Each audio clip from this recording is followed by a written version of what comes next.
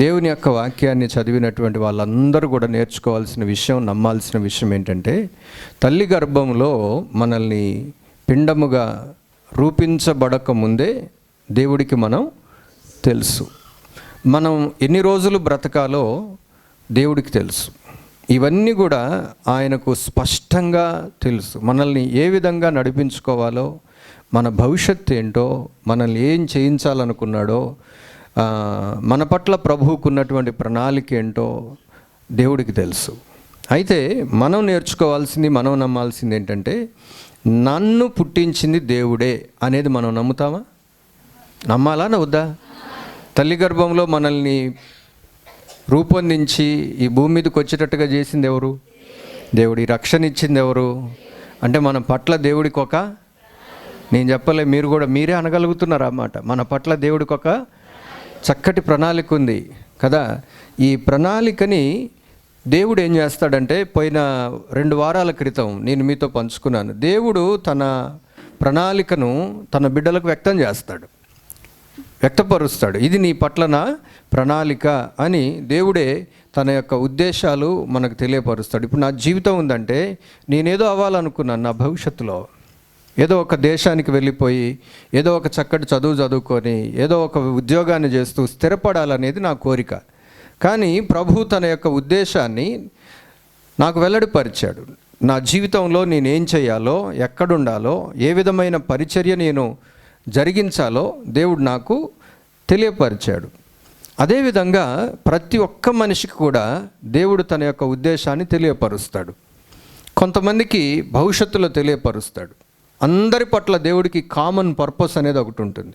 సాధారణంగా అందరి మీద కూడా దేవుని యొక్క ఉద్దేశం ఏంటంటే, ప్రతి ఒక్కరూ పరిశుద్ధంగా ఉండాలి, క్రీస్తు వలె పరిశుద్ధంగా ఉండాల్సినటువంటి అవసరం ఉంది. దేవుని యొక్క వాక్యాన్ని చదవాలి, ప్రార్థనా జీవితాన్ని కొనసాగించాలి, ప్రార్థన పూర్వకంగా ఉండాలి, ఆజ్ఞలు పాటించాలి, దేవుని మార్గంలో నిష్టగా నడవాలి. ఇది దేవుని ప్రణాళిక, మనందరి పట్ల దేవుని ప్రణాళిక. ఆయన ఇచ్చిన రక్షణ, గొప్ప రక్షణ, ఏరి కోరి మనల్ని సెలెక్ట్ చేసి మనకిచ్చినటువంటి రక్షణను మనం నిలుపుకోవాలి. అది మన పట్ల దేవుడికున్నటువంటి ప్రణాళిక. ఇది కాక పర్టిక్యులర్గా ఒక్కొక్కళ్ళు ఈ విధమైనటువంటి పనులు చేసి దేవుని మహిమపరచాలి, లేదా దేవుని కొరకు ఈ పనులు చేయాలి, సమాజం కొరకు ఈ పనులు చేయాలి అనేది దేవుడు మన పట్ల కలిగి ఉంటాడు ప్రణాళికలు. అది దేవుడు వ్యక్తం చేస్తూ ఉంటాడు. ఉదాహరణకి యోసేపు అనేటువంటి మనిషిని మనం జ్ఞాపకం చేసుకుంటే, బాల్యంలో ఉండంగానే ఆయన కల వచ్చేటట్టుగా చేశాడు దేవుడు. ఒక దర్శనం చూపించాడు.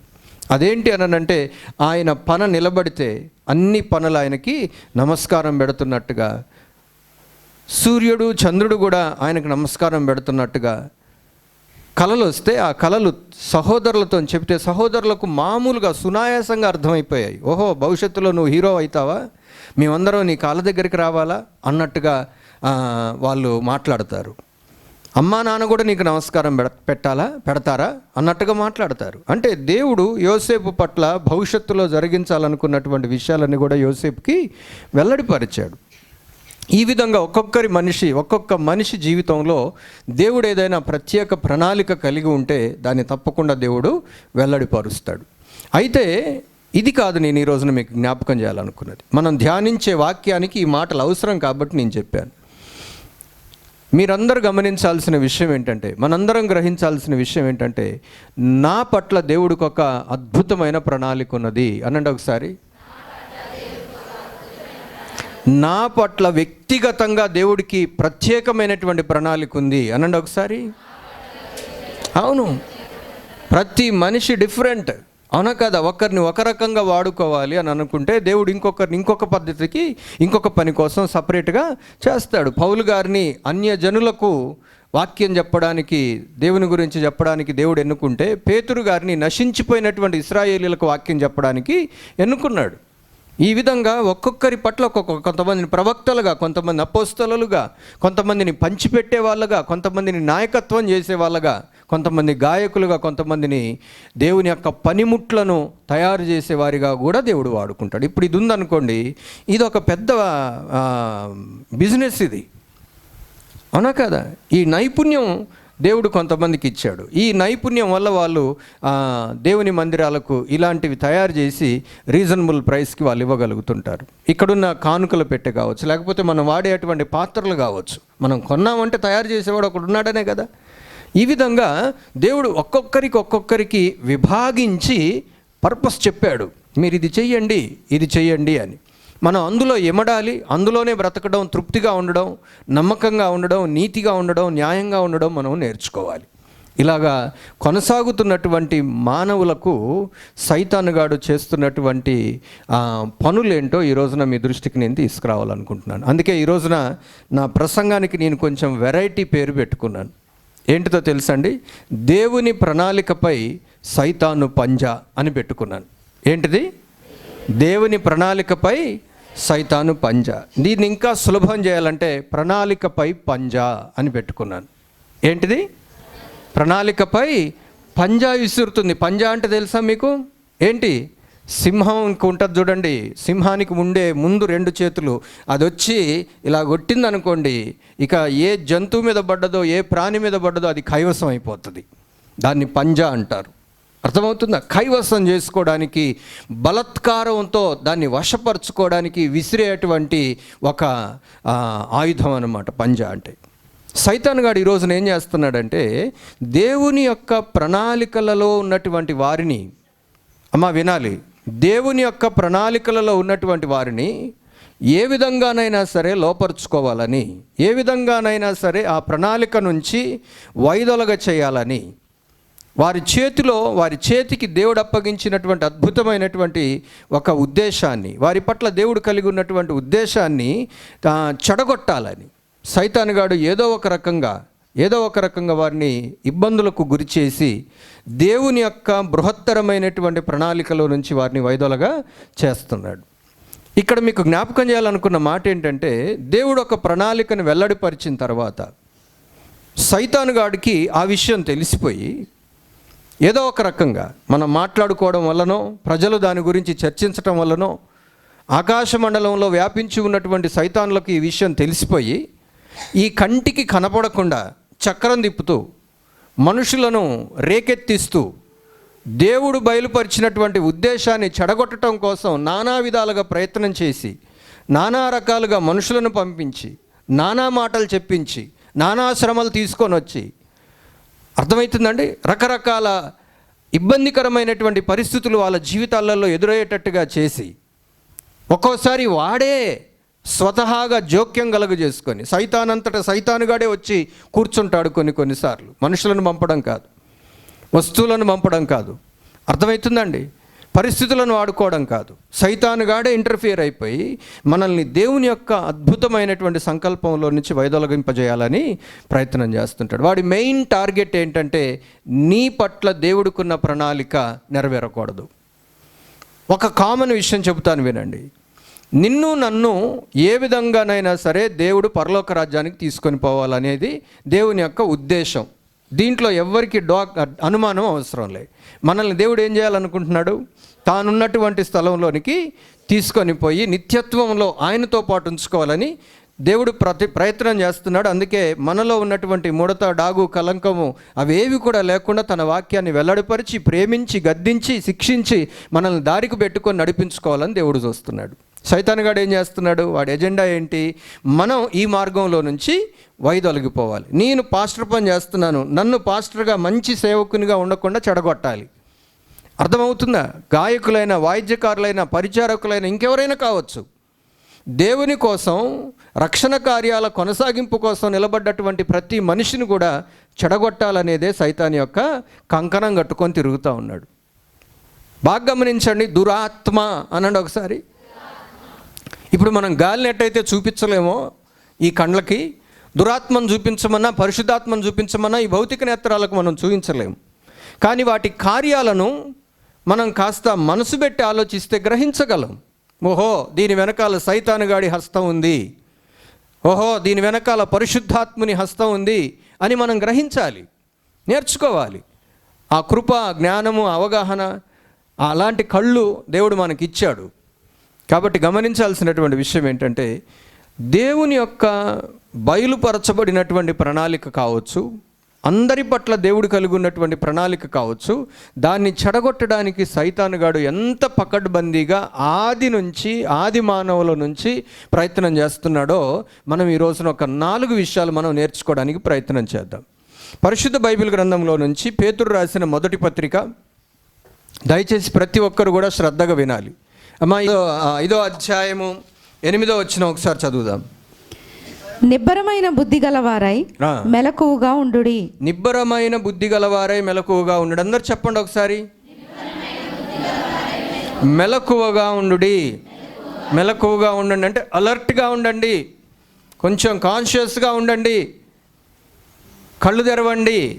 ఓకే, ఏం జరుగుతుందో, వెనకాల ఏం చక్రం తిప్పుతున్నాడో సైతానుగాడు, ఎవరిని వాడుకుంటున్నాడో, ఏం జడగొట్టడానికి వాడుకుంటున్నాడో, దేవుని ప్రణాళికలో నుంచి వైదొలగింపజేయడానికి ఎన్ని రకాల ఎత్తుగడలేసి వాడు మనల్ని నాశనం చేయాలని, దేవుని యొక్క ప్రణాళికలో నుంచి వైదొలగింపజేయాలని ఆలోచిస్తున్నాడో, అందుకనే మీరు మెలకువగా ఉండండి, మెలకువగా ఉండండి అని. మీకు ఒకటి తెలుసా అండి, నేను అప్పుడప్పుడు చిన్నపిల్లలతో ఆటాడుతూ ఉంటాను. ఒక కాయిన్ ఇస్తారు, ఒక 5 రూపాయల బిల్లు ఇచ్చి చేతిలో పెట్టుకొని ఏ చేతిలో ఉందో చెప్పాలి, అదే ఆట. మా ఆట అర్థమైందా? నేనేం చేస్తుంటానో తెలుసా, కళ్ళు మూసుకోని అంటాడు. నేను ఇలా ఇలా ఇలా అంటుంటే వాడు కన్నీటి దేశం చూస్తుంటాడు అనమాట సన్నగా. నేను దాన్ని జేబులో వేసుకుంటా, ఒక్కోసారి జేబులో వేసుకొని ఈ చేయి చూపిమంటే ఈ చేయి చూపిమంటే 2 చేతులలో ఉంటుంది. అది ఎక్కడుంది? జేబులో ఉంటుంది. నేను ఆశ్చర్యపోయింది ఏంటో తెలుసా, చిన్న పిల్లలు, వివేచన లాంటి చిన్నపిల్లలు కూడా ఫస్ట్ దెబ్బకే నా జేబులో కాయిన్ ఉందని చెప్పారు. ఎట్లా? కళ్ళు తెరిచి చూస్తున్నారు. వాడు కళ్ళు తెరిచి చూస్తున్నాడు, అలర్ట్గా ఉన్నాడు అనమాట.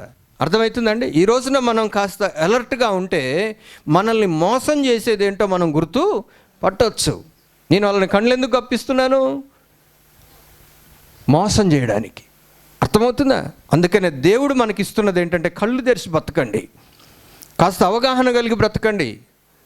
దేవుని యొక్క వాక్యం మనకు నేర్పించింది, మనం నేర్చుకోలేకపోతున్నాం. ఇక్కడ మనం గమనిస్తే పేతురు గారు చెప్తున్నది ఏంటో తెలుసా, మీరు మెలకువగా ఉండాలి. మీ విరోధి అయిన అపవాది ఎవరు? మీ విరోధి. ఎవరికో విరోధి కాదు వాడు. ఎవరికి విరోధి? సైతానుగాడు. ఇక్కడ ఎవరెవరికి విరోధి అండి? చెప్పండి, చేతులు ఎత్తండి. నాకు ఫ్రెండ్ అనండి. ఎవడని ఎత్తకపోతే వాడికి ఎవరన్నమాట? సైతానుగాడు. నీకు సైతానుగాడు ఎవడు? విరోధి అనండి ఒకసారి. నాకు సైతాన్ విరోధి అనండి. అవునా కాదా? అందుకనే చెప్తున్నాడు, విరోధి అయినా కాదు, మీ విరోధి అయినా, మీకు విరోధి, మీ కుటుంబానికి విరోధి, దేవుడికి విరోధి, దేవుని ప్రణాళికలో మిమ్మల్ని ఉండకుండా చేసేవాడు, మిమ్మల్ని పరలోక రాజ్యానికి పోకుండా అడుగడుగున అడ్డుపడి మిమ్మల్ని ఇబ్బంది పాలు చేసి ఎట్లనైనా సరే వాడికి లోపరుచుకొని మిమ్మల్ని దేవునికి కాకుండా చేయాలనేటువంటిది వాడి ప్రణాళిక. మీకు తెలుసా అండి? అందరిటి వినండి. ఎవరిని అడుగుతానో తెలియదు కానీ అందరు అలర్ట్గా ఉండాలి. ఎవరినో ఒకరిని అడుగుతా పరుగు పోద్ది మళ్ళీ చెప్పలేకపోతే. ఒకసారి గమనించండి, మీకు దేవుడి మహా సంకల్పంలో నుంచి, ప్రేమ సంకల్పంలో నుంచి సైతానుగాడు వైదొలిగింపజేసినటువంటి మనుషులు ఎవరన్నా తెలుసా బైబిల్లో? తెలుసా తెలియదా? ఒకళ్ళ పేరు చెప్పండి.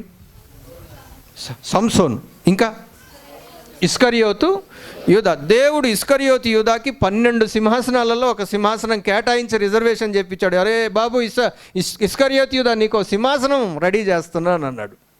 సైతానుగాడు 30 వెండి నాణాలే సింహాసనం కంటే గొప్పగా చూపించి వాడి వైపు తిప్పుకున్నాడు. చూసారా? అంటే సైతానుగాడు మాట్లాడితే ఎంత ప్రభావితులైపోతారో ఒకసారి ఆలోచించండి. అర్థమవుతుందా? సైతానీయ సంబంధులు, సైతాను బట్టినటువంటి వాళ్ళు, అనగా దేవుని సంబంధులు కానివారు, అన్యజనులుగా ఉన్నటువంటి వారితో నువ్వు ఎక్కువ సంభాషణలు చేస్తే దేవుడు నిన్ను ఎక్కడికో తీసుకొని పోవాలనుకున్న దానికంటే కూడా వీళ్ళు విచిత్రమైనటువంటివి చూపిస్తారు. అర్థమవుతుందా? ఆ కాసేపట్లో మనకేమవుతుందో తెలుసా? వాడు చూపించేదే గొప్పగా అనిపిస్తుంది. గమనించాల్సిందిగా నేను కోరుతున్నాను.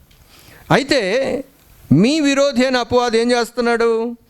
గర్జించు సింహము వలె ఎవరిని మిరింగుదునా అని వెదకుచూ తిరుగుచున్నాడు. నాతో ఈ మాట చెప్పండి. మీ విరోధి అయిన అపవాది గర్జించు సింహము వలె ఎవరిని మిరింగుదునా అని వెదకుచూ తిరుగుచున్నాడు. నువ్వు ఇంతవరకు వాడి కంట్లో పడలేదా? మాట్లాడాలి. అంటే వెతుకుతూ తిరుగుతుంటే నువ్వు కనపడ్డావా లేదా? ఇప్పుడు లిస్ట్ రాసుకున్నాడు అనుకుందాం, మన 4 ఊర్లు తిరిగి లిస్ట్ రాసుకుంటే నీ లిస్ట్ నీ పేరు రాసుకునే ఉండుంటాడా లేదా? ఏదో ఒక రోజున వీడిని మింగేయాలి, ఏదో ఒక రోజున వీడిని కైవసం చేసుకోవాలి. దీంట్లో 2-3 బ్యాచ్లు చేస్తాడేమో అని అనుకుంటున్నాను. వీడు మొదటి రకం రా, వీడిని ముందు కొడితే చాలామంది డౌన్ అయిపోతారు.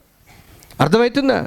వీడు కాస్త రెండో రకం, వీడిని కూడా కైవసం చేసామనుకోండి, మూడోదంతా తాలు బ్యాచ్, వాళ్ళ నుట్టుగినే ఊదేయచ్చు, మింగేయచ్చు అని అనుకుంటాడేమో సైతాన్ గాడు.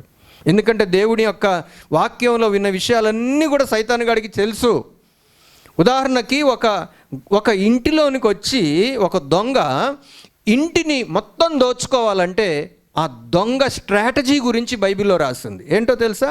వాడు దొంగోడు ఇంటికి వస్తాడంట, ఇంటికి వచ్చి బైబిల్లో ఎప్పుడు ఇంటికి వస్తాడో కూడా ఉంది. అందరు నిద్రపోతున్నప్పుడు, అప్రమత్తంగా లేనప్పుడు, గురకదీసి నిద్రపోతున్నప్పుడు వీడు జ్వరపడతాడంట. వస్తాడు, వచ్చిన తర్వాత ఏం చేస్తాడో తెలుసా? దీంట్లో బలాఢ్యుడు ఎవడో, ఎదురు తిరగగలిగేవాడెవడో వాడిని ముందు కట్టేస్తాడంటాడు. మిగతా ఆడోళ్ళని, చిన్నపిల్లగాళ్ళని, ముసలోళ్ళని ఒక్క గుద్దుకు పడేయచ్చు. దాంట్లో కాస్త యవనస్తుడిని, కాస్త కండలు తిరిగిన వాడిని, కాస్త గుండె ధైర్యం ఉన్నవాడిని ముందు తలకాయలు బలగొట్టి పక్కకు పడేసామనుకోండి, మిగతా వాళ్ళని. ఒకటి గమనించండి, సంఘం అయినా కుటుంబం అయినా అంతే. మీ ఇంట్లోనికి సైతానుగాడు ప్రవేశించి మీ ఇంట్లో దేవునికి అతి కీలకంగా ఉన్నటువంటి మనుషులు, దేవుని కొరకు బలంగా ఉండాల్సినటువంటి మనుషులు ఎవరైతే ఉంటారో వాళ్ళను ముందు మట్టు పెట్టాలని చూస్తాడు. అర్థమైందా? వాళ్ళను మానసికంగా డిస్టర్బ్ చేయడానికి, వారికి ప్రేమపూర్వకంగా ఉన్నటువంటి చిన్నపిల్లల్ని కావచ్చు, మనుషుల్ని కావచ్చు, రక్త సంబంధికుల్ని కావచ్చు, వాళ్ళని డిస్టర్బ్ చేయడం ద్వారా, వారి ఆరోగ్యాలను పాడు చేయడం ద్వారా, ఆర్థిక వ్యవస్థని కాస్త కొల్లగొట్టడం ద్వారా, ఆరోగ్యాలు పాడేటట్టుగా చేయటం ద్వారా, ఇరుగు పొరుగు వారితో సమాధానాలు చెదిరిపోయేటట్టుగా చేయటం ద్వారా మనిషిని ఈజీగా సైతానుగాడు ట్రాప్ చేసి వశపరుచుకుంటూ ఉంటాడు. ఒకసారి గ్రహించాల్సిందిగా నేను కోరుతున్నా. ఏదో ఒక రూపంలో, ఇదే రూపంలో వచ్చి మీ ఇంటి మీద దాడి చేస్తాడు. వాళ్ళ ఇంటి మీద అలాగ జరిగింది కాబట్టి మీ ఇంటి మీద కూడా అలాగే జరుగుద్ది అనడానికి వీలు లేదు.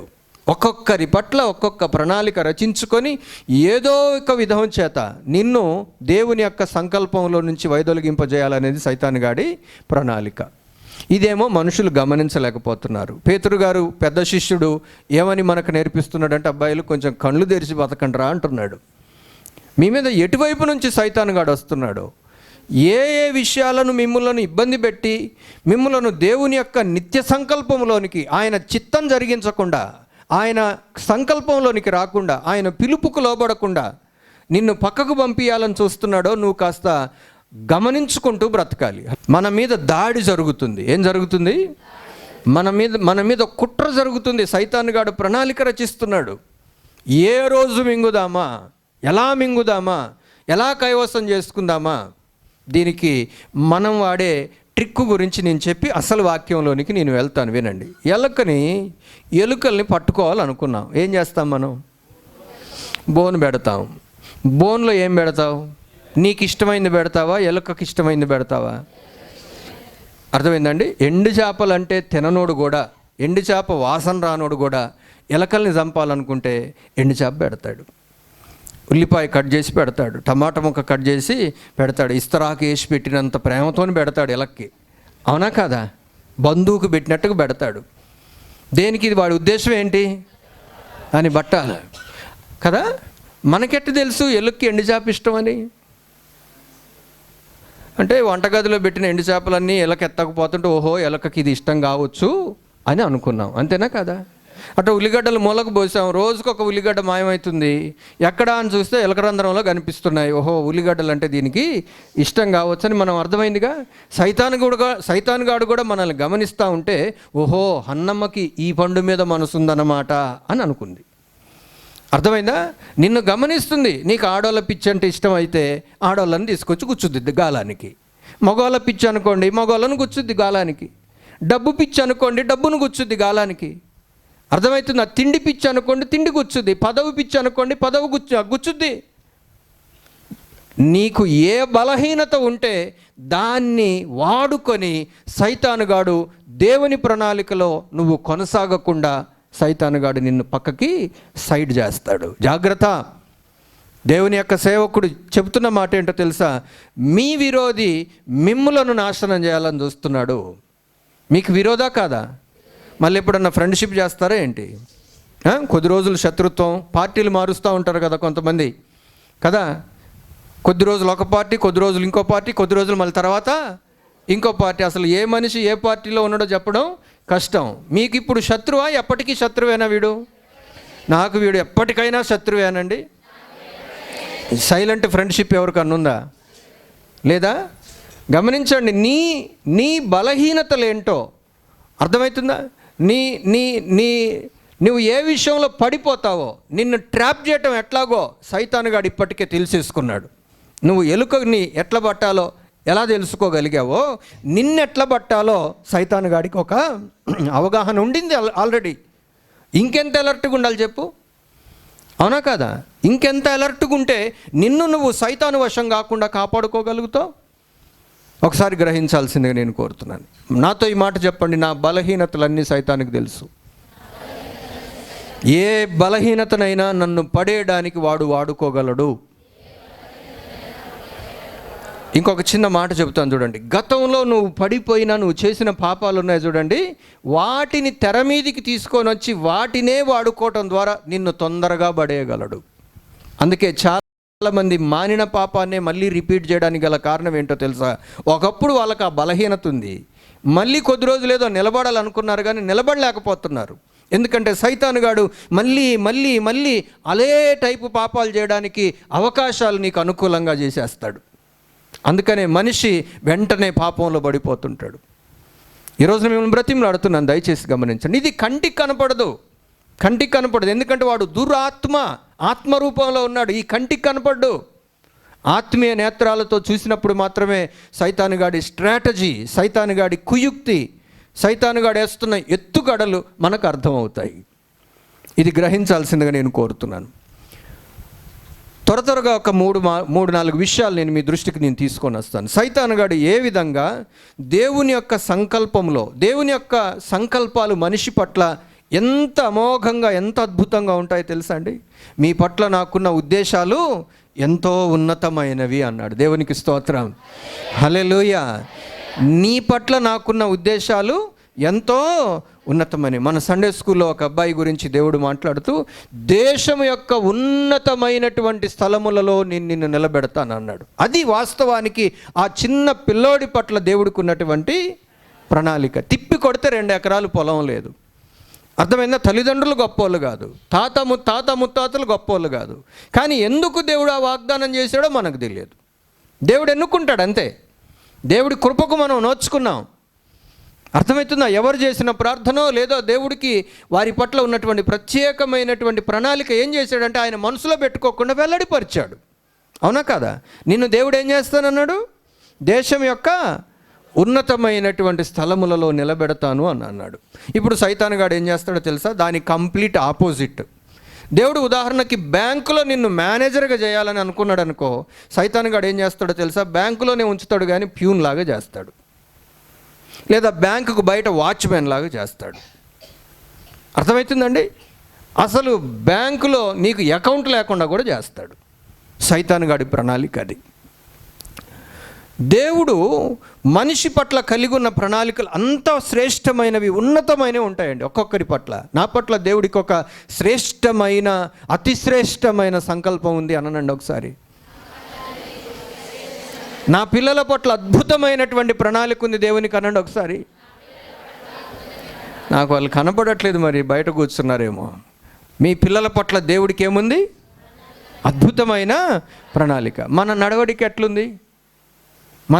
ఎట్లుంది? ఎందుకు మీ నడవడిక అట్లుంది? ఓహో, వీళ్ళ పిల్లల పట్ల దేవుడు ఇట్లా చేయాలనుకున్నాడా అని సైతానుగాడికి తెలిసిపోయిందా లేదా? నలుగురు మాట్లాడుకుంటున్నాం, మా పిల్లల్ని దీవిస్తాడంట అని అనుకుంటే ఎట్ట దీవిస్తాడో నేను చూస్తా అని అనుకొని సైతానుగాడు ఏం చేస్తాడో తెలుసా? ఆ దీవెనకి నీవు అర్హురాలివి కాకుండా, నీ పిల్లలు అర్హులు కాకుండా నిన్ను దేవుని యొక్క మార్గంలో నుంచి పక్కకి వైదొలిగింపజేస్తాడు. ఇది గ్రహించాలి మనం. అందుకే నేను ఈ మధ్య చాలామందిని గమనిస్తున్నా, వాళ్ళ బిహేవియర్ ఎట్లుందో తెలుసా? దేవుడు తన చిత్తాన్ని వెల్లడిపరిచిన తర్వాత వాళ్ళ మనస్తత్వాల మీద, వాళ్ళ కుటుంబాల మీద, వాళ్ళ ఆర్థిక పరిస్థితుల మీద, వాళ్ళ భవిష్యత్తుకు సంబంధించిన భయాలు వాళ్ళల్లో కలగజేసి ఒక రకమైనటువంటి పద్ధతులను వాళ్ళ మీద రుద్దుతూ ఉంటే సైతానుగాడు వాళ్ళు వింత వింత చేష్టలు చేస్తూ ఉన్నారు. నాకు అర్థమవుతుంది ఒకటే అండి, బాగా వినాలి మీరు. గొప్ప సేవకులు వచ్చి బయలుపరిచిపోయిన మాటని ఇక్కడ నేను ప్రస్తావిస్తున్నాను. మీరు తీసుకునే నిర్ణయాలు సైతానుగాడు మిమ్మల్ని తిప్పుతూ ఉంటే మీరు చేస్తున్నటువంటి పనులు, వాస్తవానికి చెప్పాలంటే. అందుకనే పిచ్చిపోకళ్ళు పోతున్నారు. దైవ చిత్తానుసారమైనటువంటి నడవడిక కాకుండా భిన్నమైనటువంటి నడవడిక మీ జీవితాలలో కనపడడానికి కారణం ఏంటో తెలుసా? వాడు ఆత్మరూపంలో, దురాత్మ ఆత్మరూపంలో ఉన్నాడు కాబట్టి వాడు మీ శరీరాల మీద, మీ మనసుల మీద అన్యులను వాడుకొని వాడు ఏవేవో మాటలు మీకు చెప్పించడం ద్వారా మీరు వాటినే సత్యమని నమ్మి మీ పట్ల, మీ పిల్లల పట్ల దేవుడు కలిగి ఉన్నటువంటి ప్రణాళికలను మీరు విశ్వసించలేక, దానికి అనుగుణంగా మీరు అడుగులు వేయలేక పొరపాటు పడి ముందుకు వెళ్ళిపోతున్నటువంటి పద్ధతి నేను చూస్తున్నాను. అందుకే దేవుడు ఈ వాక్యాన్ని మీతో పంచుకోవడానికి అవకాశం ఇచ్చాడని నేను అనుకుంటున్నాను ఈ రోజున. దేవునికి మహిమ కలుగునుగాక. హల్లెలూయా. ఏదో ఒక రకంగా డిస్ట్రాక్ట్ చేయాలని నిన్ను నిత్య సంకల్పంలో నుంచి పర్ఫెక్ట్ విల్ ఆఫ్ గాడ్, దేవుని యొక్క సరి అయినటువంటి చిత్తంలో నుండి నిన్ను వైదొలిగింప చేయాలనేది సైతానుగాడి ప్రణాళిక. దానికి సంబంధించినటువంటి మాట బైబిల్ గ్రంథంలో మనం ఇప్పుడు చదువుకున్నాం. ఎవరిని మింగుదునా ఏంటి? అసలు మత్తయి సువార్త 24వ అధ్యాయం 24వ వచనాన్ని ఒకసారి చూద్దాం. త్వరగా చదవండి. మత్తయి సువార్త 24వ వచనం. అందరు జాగ్రత్తగా వినాలండి. అబద్ధపు క్రీస్తులను అబద్ధపు ప్రవక్తలను వచ్చి, ఎవరంటండి? అబద్ధపు క్రీస్తులు, అబద్ధపు ప్రవక్తలను వచ్చి, సాధ్యమైతే ఏర్పరచబడిన వారిని సహితము. అసలు అబద్ధ క్రీస్తు ఏంటి? క్రీస్తే గాని వాడు అబద్ధికుడు. అబద్ధమైన క్రీస్తు, అబద్ధమైన ప్రవక్త. అమ్మ వింటున్నారా? అబద్ధమైన క్రీస్తు ఎట్టుంటాడో తెలుసా? కరుణామయుడిలో యేసుప్రభు లాగానే ఉంటాడు, జీసస్ సినిమాలో జీసస్ లాగానే ఉంటాడు. కానీ వాడు యేసయ్యకు ఉన్నటువంటి లక్షణాలకు విరుద్ధంగా ఉంటాయి. యేసయ్య చెప్పినటువంటి వాడికి యాంటీగా మాట్లాడుతూ ఉంటాడు.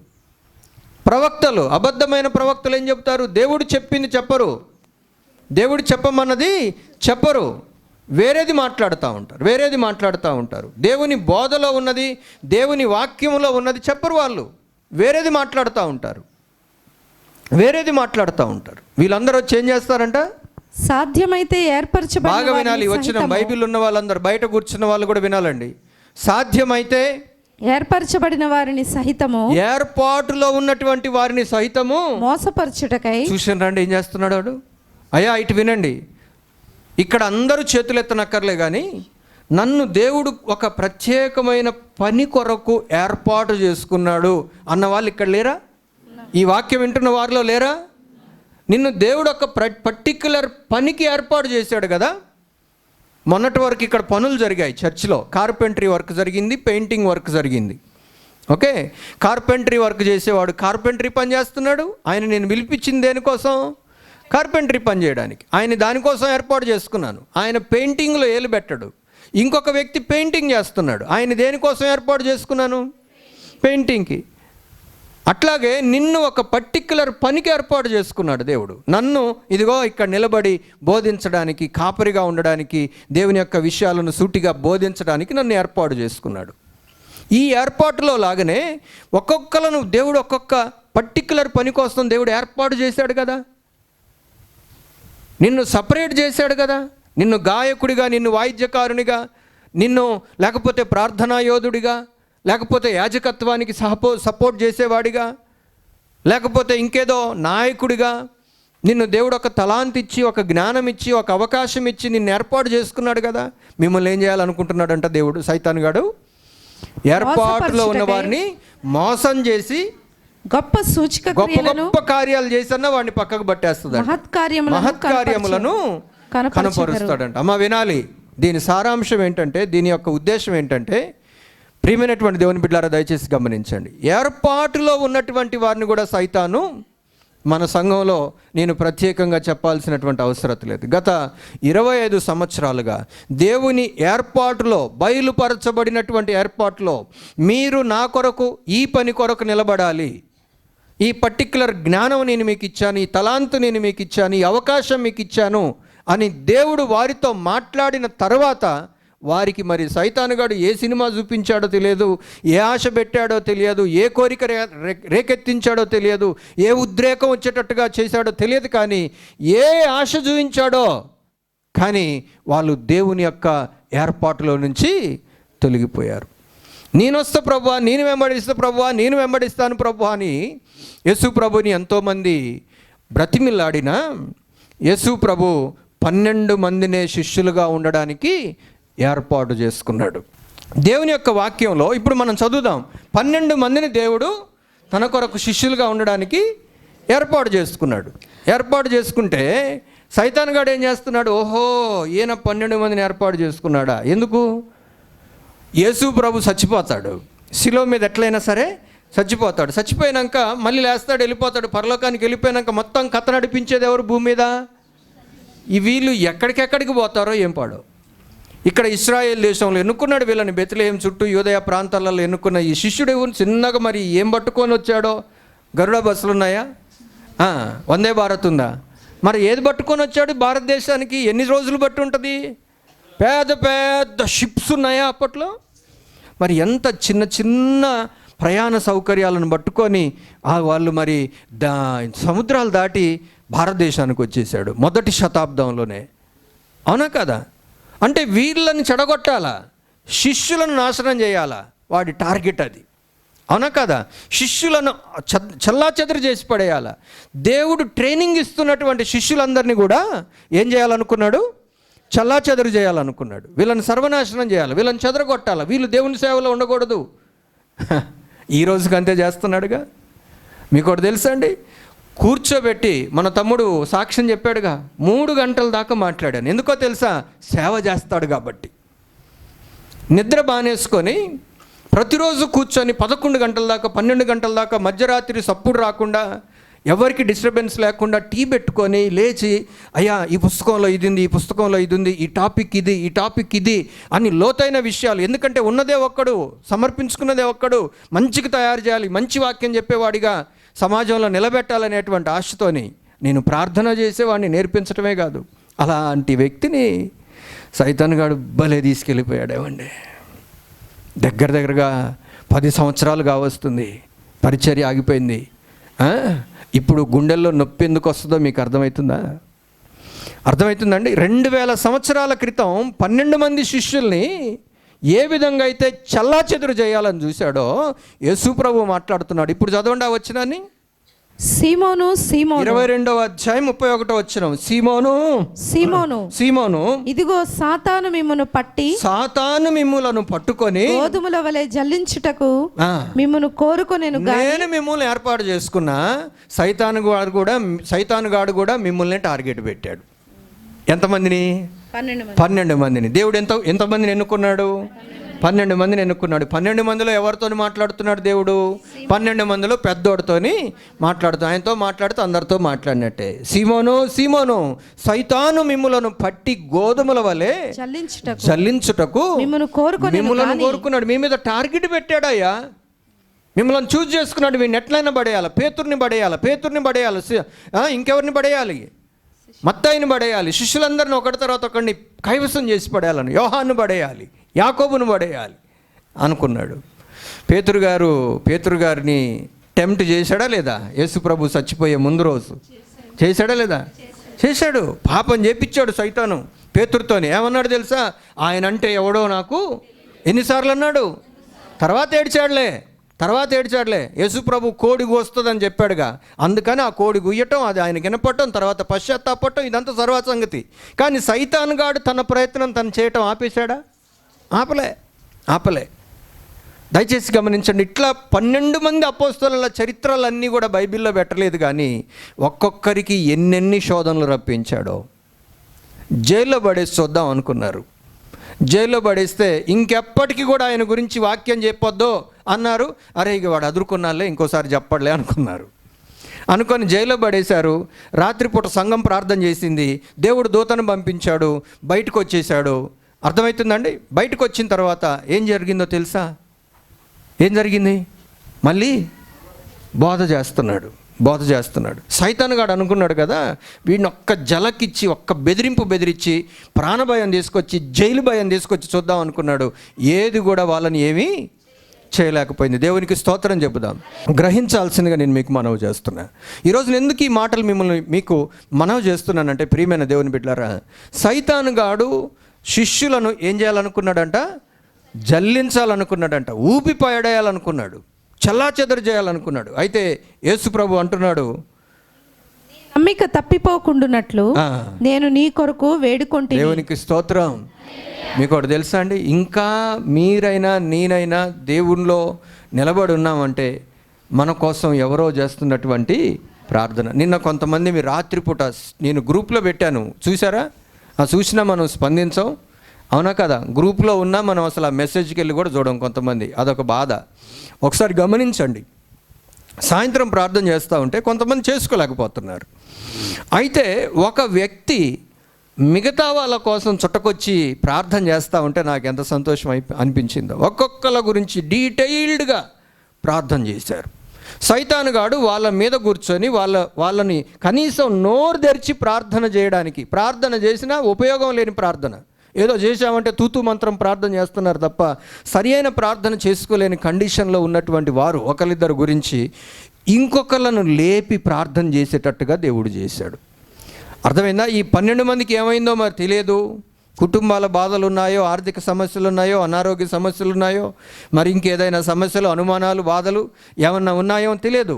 ఏదో ఒక రకంగా సైతానుగాడు అనే వీళ్ళని శిష్యులుగా ఉండకుండా చేద్దాం అనుకొని, పన్నాగం అనుకొని ఏదో ఒక రకంగా డిస్టర్బ్ చేస్తుంటే యేసు ప్రభు వీళ్ళ కోసం ఏం చేశాడంట? తండ్రిని, నాకు అనిపిస్తుంది ఏమని ప్రార్థన చేసి ఉంటాడబ్బా, ఏమని ప్రార్థన చేసి ఉంటాడు? అయ్యా, ఏరుకోరి 12 మందిని తీసుకున్నా, కొంతమంది వస్తానన్నా వద్దన్నాను, ఇవాళ వాడు పిలిస్తే వస్తాడో రాడో, వీళ్ళని కూర్చోబెట్టుకొని రేయనక పగలనక ఇంత పరిచర్య చేస్తూ సందు చేసుకొని వీళ్ళకు ఉపమాన భావాలన్నీ నేర్పించా.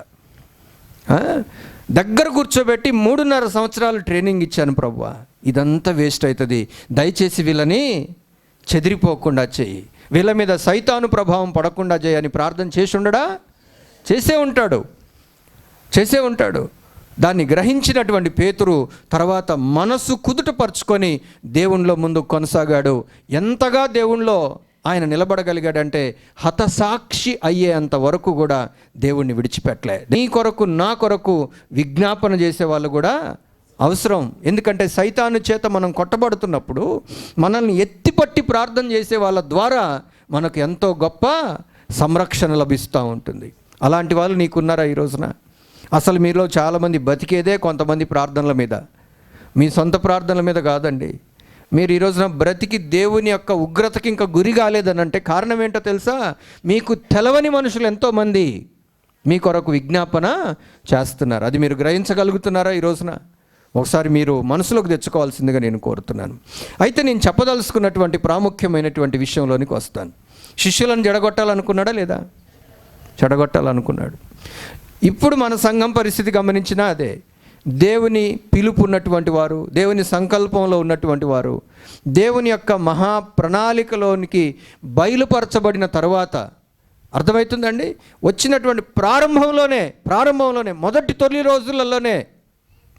రోజులలోనే సైతానుగాడు కైవసం చేసుకోవాలని చూస్తున్నాడు. చూడండి, కొన్ని వార్తలు వింటూ ఉంటాం.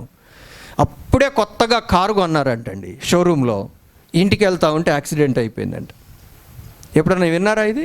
మనం హైవే మీద చూస్తూనే ఉంటాం, నంబర్ ప్లేట్ కూడా రాదు, కొత్త బండి, సీల్ బండి, యాక్సిడెంట్ అయిపోయింది. కొత్త పెళ్లి కూతురు, కొత్త పెళ్లి కొడుకు, పెళ్లి బస్సు వాళ్ళతో పడింది. చూసారా? ఇట్లాంటి వార్తలు వింటూ ఉంటాం. ఎందుకో మరి ఇట్లాంటివి జరుగుతూ ఉన్నాయి సమాజంలో. ప్రారంభ దశలోనే, ఇంకా ఒక రోజు కూడా గడవక ముందే ఇట్లాంటి భయంకరమైనటువంటి సంఘటనలు జరుగుతూ ఉన్నాయి.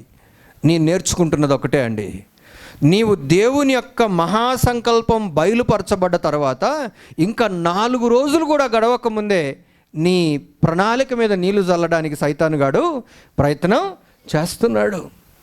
మీకు తెలుసో తెలియదో, మీరు జాగ్రత్తగా వింటే ఇక్కడి నుంచి చెప్పే విషయాలు మీకు చాలా జాగ్రత్తగా అర్థమవుతాయి. ఇప్పుడు మీరు ఒక్కసారి ఆదికాండం తీయండి. మొదటి అధ్యాయంలో దేవుడు మనుషులను తయారు చేశాడు. ఆదాము, తెలిసిన వాళ్ళు చెప్పాలి, ఆదాము హవ్వ, వీళ్ళని తయారు చేసినప్పుడు దేవుడు ఎవరి రూపంలో తయారు చేశాడు? ఆయన పోలికలో తయారు చేశాడు. స్త్రీని గాను పురుషుని గాను చేశాడు. చేసిన తర్వాత వాళ్ళకి ఇచ్చినటువంటి కృప ఏంటో తెలుసా అండి? ఆశీర్వాదం ఏంటి? మీరు ఫలించి, 28వ వచనం, మీరు ఫలించి అభివృద్ధి పొంది. ముందు మాట కూడా చదవండి. దేవుడు వారిని ఆశీర్వదించెను. దేవునికి స్తోత్రం. ఏమని చెప్పాడు? దేవుడు వారిని, భార్యాభర్తలిద్దరిని ఆశీర్వదించాడు. ఏమని ఆశీర్వదించాడు? ఎట్లనగా మీరు ఫలించి అభివృద్ధి పొంది విస్తరించి భూమిని నిండించి దానిని లోపరుచుకొనుడి. సముద్రపు చేపలను, ఆకాశ పక్షులను, భూమి మీద ప్రాకు ప్రతి జీవిని ఏలుడని దేవుడు వారితో చెప్పాను. చాలండి. దేవునికి స్తోత్రం. బాగుందా లేదా? సైతానుగాడు అప్పటికే ఎంటర్ అయ్యాడు భూమి మీదకి. సైతానుగాడు వింటున్నాడు ఇవన్నీ. ఓహో, మనిషిని తయారు చేశాడు, ఏదేం తోట వేసాడు, చుట్టూ కంపబెట్టాడు. అసలు ఏంటిరా ఈ దేవుడి ప్లాను? ఏం చేయాలనుకుంటున్నాడు ఈ భూమిని? మనిషిని తయారు చేశాడు, అచ్చం దేవుడిలాగానే తయారు చేసుకున్నాడేంటి? ఆడ మనిషిని తయారు చేశాడేంటి? ఏదేం తోటను ఒకటి నాటాడేంటి? వీళ్ళకి భలే ఏర్పాట్లు చేశాడేంటి? బట్టలు కూడా లేకుండా వీళ్ళకి మహిమనిచ్చాడేంటి? దేవదూతల్లాగా ఉన్నారేంటి? బాగా ఆలోచించుకున్నాడు. ఆలోచించుకొని దేవుడు రావటం, వీళ్ళతో మాట్లాడడం, దేవుడు వీళ్ళకు తోడుగా ఉండడం, దేవుని యొక్క చిత్తానుసారంగా వాళ్ళని నడిపించడం, ఆదాము కూడా ఒక్కొక్క దానికి ఏ పేర్లు పెడుతుంటే ఆ పేర్లు వాటికి ఏర్పడడం, చక్కగా వాళ్ళు దేవుని యొక్క ప్రణాళికలలో కొనసాగడం సైతానుగాడు చూస్తున్నాడు. ఎన్ని రోజులు ఉండనిచ్చాడో నాకు తెలియదండి. అమ్మ బాగా వినండి. ఏదేనులో ఆదాము పిల్లల్ని కనేదాకా ఉన్నాడా? నాకు అనిపిస్తుంది 9 నెలలు కూడా లేడు. అంటే ఆదాము భార్యని కూడినప్పుడు 4వ అధ్యాయం అట్లుంటుంది కదా. అంటే అన్ని రోజులు లేడు అక్కడ, చాలా తక్కువ దినాలు. అంటే దేవుడికి ఆదాము పట్ల ఎంత పెద్ద ప్రణాళిక ఉందో తెలుసా అండి? ఒక చిన్న మాట చెప్తాను వినండి. ఆదాము ఎన్ని సంవత్సరాలు బతికాడో తెలుసా? ఒకసారి ఇటు తిప్పండి. 5వ అధ్యాయము 5వ వచనంలో ఆదాము బ్రతికిన దినములన్నీ 930 ఏండ్లు. ఎన్నేండ్లు బతకాలని పెట్టాడు దేవుడు ఆయనకి? 930 ఏండ్ల ప్రణాళికని ముందు 9 నెలల్లోపునే నాశనం చేశాడు. అమ్మ వింటున్నారా? ఆదాముకి పిల్లల్ని కనమని చెప్పాడా లేదా? మీరు ఫలించి అభివృద్ధి పొంది భూమిని ఎవరితో నిండించమన్నాడు? అరే కోళ్ళని బొదిగేసి కోళ్ళని పిల్లల్ని చేపించమన్నాడా ఏంటి? నువ్వు పిల్లల్ని గాను, నువ్వు పిల్లల్ని పెంచు, నువ్వు ఈ పిల్లలతోని, నీ పిల్లలతోని, పిల్లల పిల్లలతోని ఈ భూమిని నిండించు అని చెప్తే ఆదాము ఏదేను తోటలో ఉండంగా హవ్వ గర్భవతి కాలేకపోయింది. నాకు అనిపిస్తుంది 1 నెల 2 నెలలు ఉన్నాడేమో అంతే. చూసారా? దేవుని యొక్క సంకల్పం ఎన్ని సంవత్సరాలు రాసి పెట్టాడు ఆదాముకి దేవుడు? 900. అది కూడా పాపం చేసినోడికి. అదే పాపం చేయకపోతే ఇంకా ఇంకా ఇంకా ఎన్ని సంవత్సరాలు బతకనిచ్చేవాడు? మనం బతికినన్ని రోజులనే పరిగణలోనికి తీసుకున్నా కానీ దేవుని ప్రణాళిక ఆదాం పట్ల ఎన్ని సంవత్సరాలు ఉంది? ఇంకా సుమారు 900 సంవత్సరాలు పై చిలుకుంటే దాన్ని ప్రారంభంలోనే సైతానుగాడు జడగొట్టాడా లేదా? అమ్మ వినండి. నీ పట్ల దేవుడికి ఎన్ని సంవత్సరాల దీర్ఘ ప్రణాళిక ఉండొచ్చు? అర్థమవుతుందా నా పాయింట్? నీ పట్ల దేవుడికి ఎన్ని సంవత్సరాల దీర్ఘకాలిక ప్రణాళిక ఉండుండొచ్చు? నువ్వు చచ్చిపోయేంతవరకు. మీకు ఒకటి తెలుసా? 1999లో ఈ సేవలోనికి నేను అడుగు పెట్టేటట్టుగా దేవుడు చేశాడు. 1989 జూలై నెల 27వ తారీఖున నన్ను దేవుడు తన వాక్యం ద్వారా పిలుచుకున్నాడు. 10 సంవత్సరాల కాలంలో దేవుడి పిలుపుని అందుకున్నాను, పడిపోయాను, లేచాను, రక్షించబడ్డా. తర్వాత పై చదువులకు నేను వెళ్ళిపోయాను. నేను ఎందుకు ఈ మాటలు చెప్తున్నానో తెలుసా అండి? దేవుని యొక్క ప్రణాళిక 89లో కాదు, 89లో నాతో మాట్లాడాడు దేవుడు. నేను పుట్టింది 1975, కానీ 74లోనే దేవుడికి తెలుసు. నా తల్లి గర్భములో నేను పిండముగా రూపించబడక ముందే, అంటే నా దృష్టిలో 1975 జూలైలో నేను పుట్టా. అంతేనండి? 1975 జూలైలో పుట్టినంటే వెనక్కి 10 నెలలు వేసుకోండి. అర్థమైందా? ఆ 10 నెలలప్పుడే, అంటే 1974లోనే నా పట్ల దేవుడికి ఒక ప్రణాళిక ఉంది. ఇంకా కండ్లు బైర్లు గమ్మి తలకాయ దిమ్మ తిరిగిపోయే మాట చెప్పనండి, భూమికి పునాది వేయబడక ముందే నిన్ను ఎరిగితిని అన్నాడు. దేవునికి స్తోత్రం, హల్లెలూయా. భూమి పుట్టిన తర్వాత 6000 సంవత్సరాల తర్వాత ఆమ్స్ట్రాంగ్ అనేటోడు ఒకడు పుట్టాలో వాడు మాట్లాడాలని పెట్టాడు దేవుడు. అర్థమవుతుందండి? వాక్యం నమ్మితే ఇట్లా ఉంటుంది. నువ్వు ఇంటికి పోయి మంచి బిర్యానీ వండుకొని తిన్నక్కర్లా, ఇక్కడ కడుపు నిండిపోతుంది. దేవునికి మహిమ కలుగును గాక. ఈ ప్రణాళికను సైతానుగాడు ఏం చేస్తున్నాడో తెలుసా? చెడగొట్టాలని. అర్థమైందా? నన్ను దేవుడు 89లో ఎన్నుకుంటే 10th క్లాస్ నుంచి నేను 9th క్లాస్ వరకు మంచి స్టూడెంట్ని. 10th క్లాస్లో ఏమైందేమో 3 స్కూళ్ళు మారినా. అక్కడ నుంచి స్టార్ట్ అయింది స్కూళ్ళు మారటం, తర్వాత కాలేజీలు మారటం, తర్వాత ఎడ్యుకేషన్ స్పాయిల్ అవ్వడం. లేకపోతే నాలో ఉండేటువంటి, నాకు సిగరెట్ పెట్టే అగ్గిపెట్టె ఎవరన్నా మా సార్లు తెమ్మన్నా కానీ మా అమ్మ తేవద్దని చెప్పింది. మా అమ్మమ్మకి చుట్టలు తాగే అలవాటు ఉండేది. ఆమెకు చుట్టలు తీసుకొని రావడానికి ఎప్పుడన్నా నన్ను పంపిస్తే కూడా మా అమ్మకి తెలవకుండా పోవాలి, లేకపోతే అది మహాపాపం కింద పరిగణించే అట్లా నేర్పింది. కానీ నేనే అంత దౌర్భాగ్యుడిని అయిపోయాను లాస్ట్కి. అంటే సైతానుగాడు ఏం చేయాలనుకున్నాడు? నన్ను ఆ ప్రణాళికలో పరిశుద్ధమైనటువంటి స్థితిలో ప్రవేశించకుండా చేశాడు. చాలామంది సాక్ష్యాలు చెబుతూ ఉంటే, చిన్నప్పటి నుండి వాళ్ళు దేవునిలో ఎదిగినటువంటి ఆ వైనం చెబుతూ ఉంటే ఆ సాక్ష్యం నాకు దక్కకుండా చేశాడు వాడు.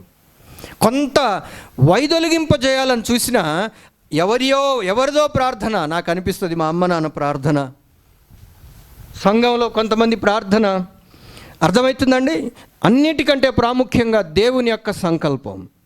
కుడి పార్శ్వమున కూర్చున్నటువంటి యేసుక్రీస్తు ప్రభువారు తండ్రికి మన గురించి విజ్ఞాపన చేసి ఉండొచ్చు. ఈ పరిచర్య ఆగిపోకూడదని మా నాన్న చనిపోయిన తర్వాత సుమారు 23.5 సంవత్సరాలు ఇక్కడ పరిచర్య ఆగలేదంటే ఒకడు సమర్పణలోనికి రావాల్సిందే. దేవునికి స్తోత్రం, హల్లెలూయా. అవునా కాదా? ఎవరు రాలే ఈ పరిచర్యకి?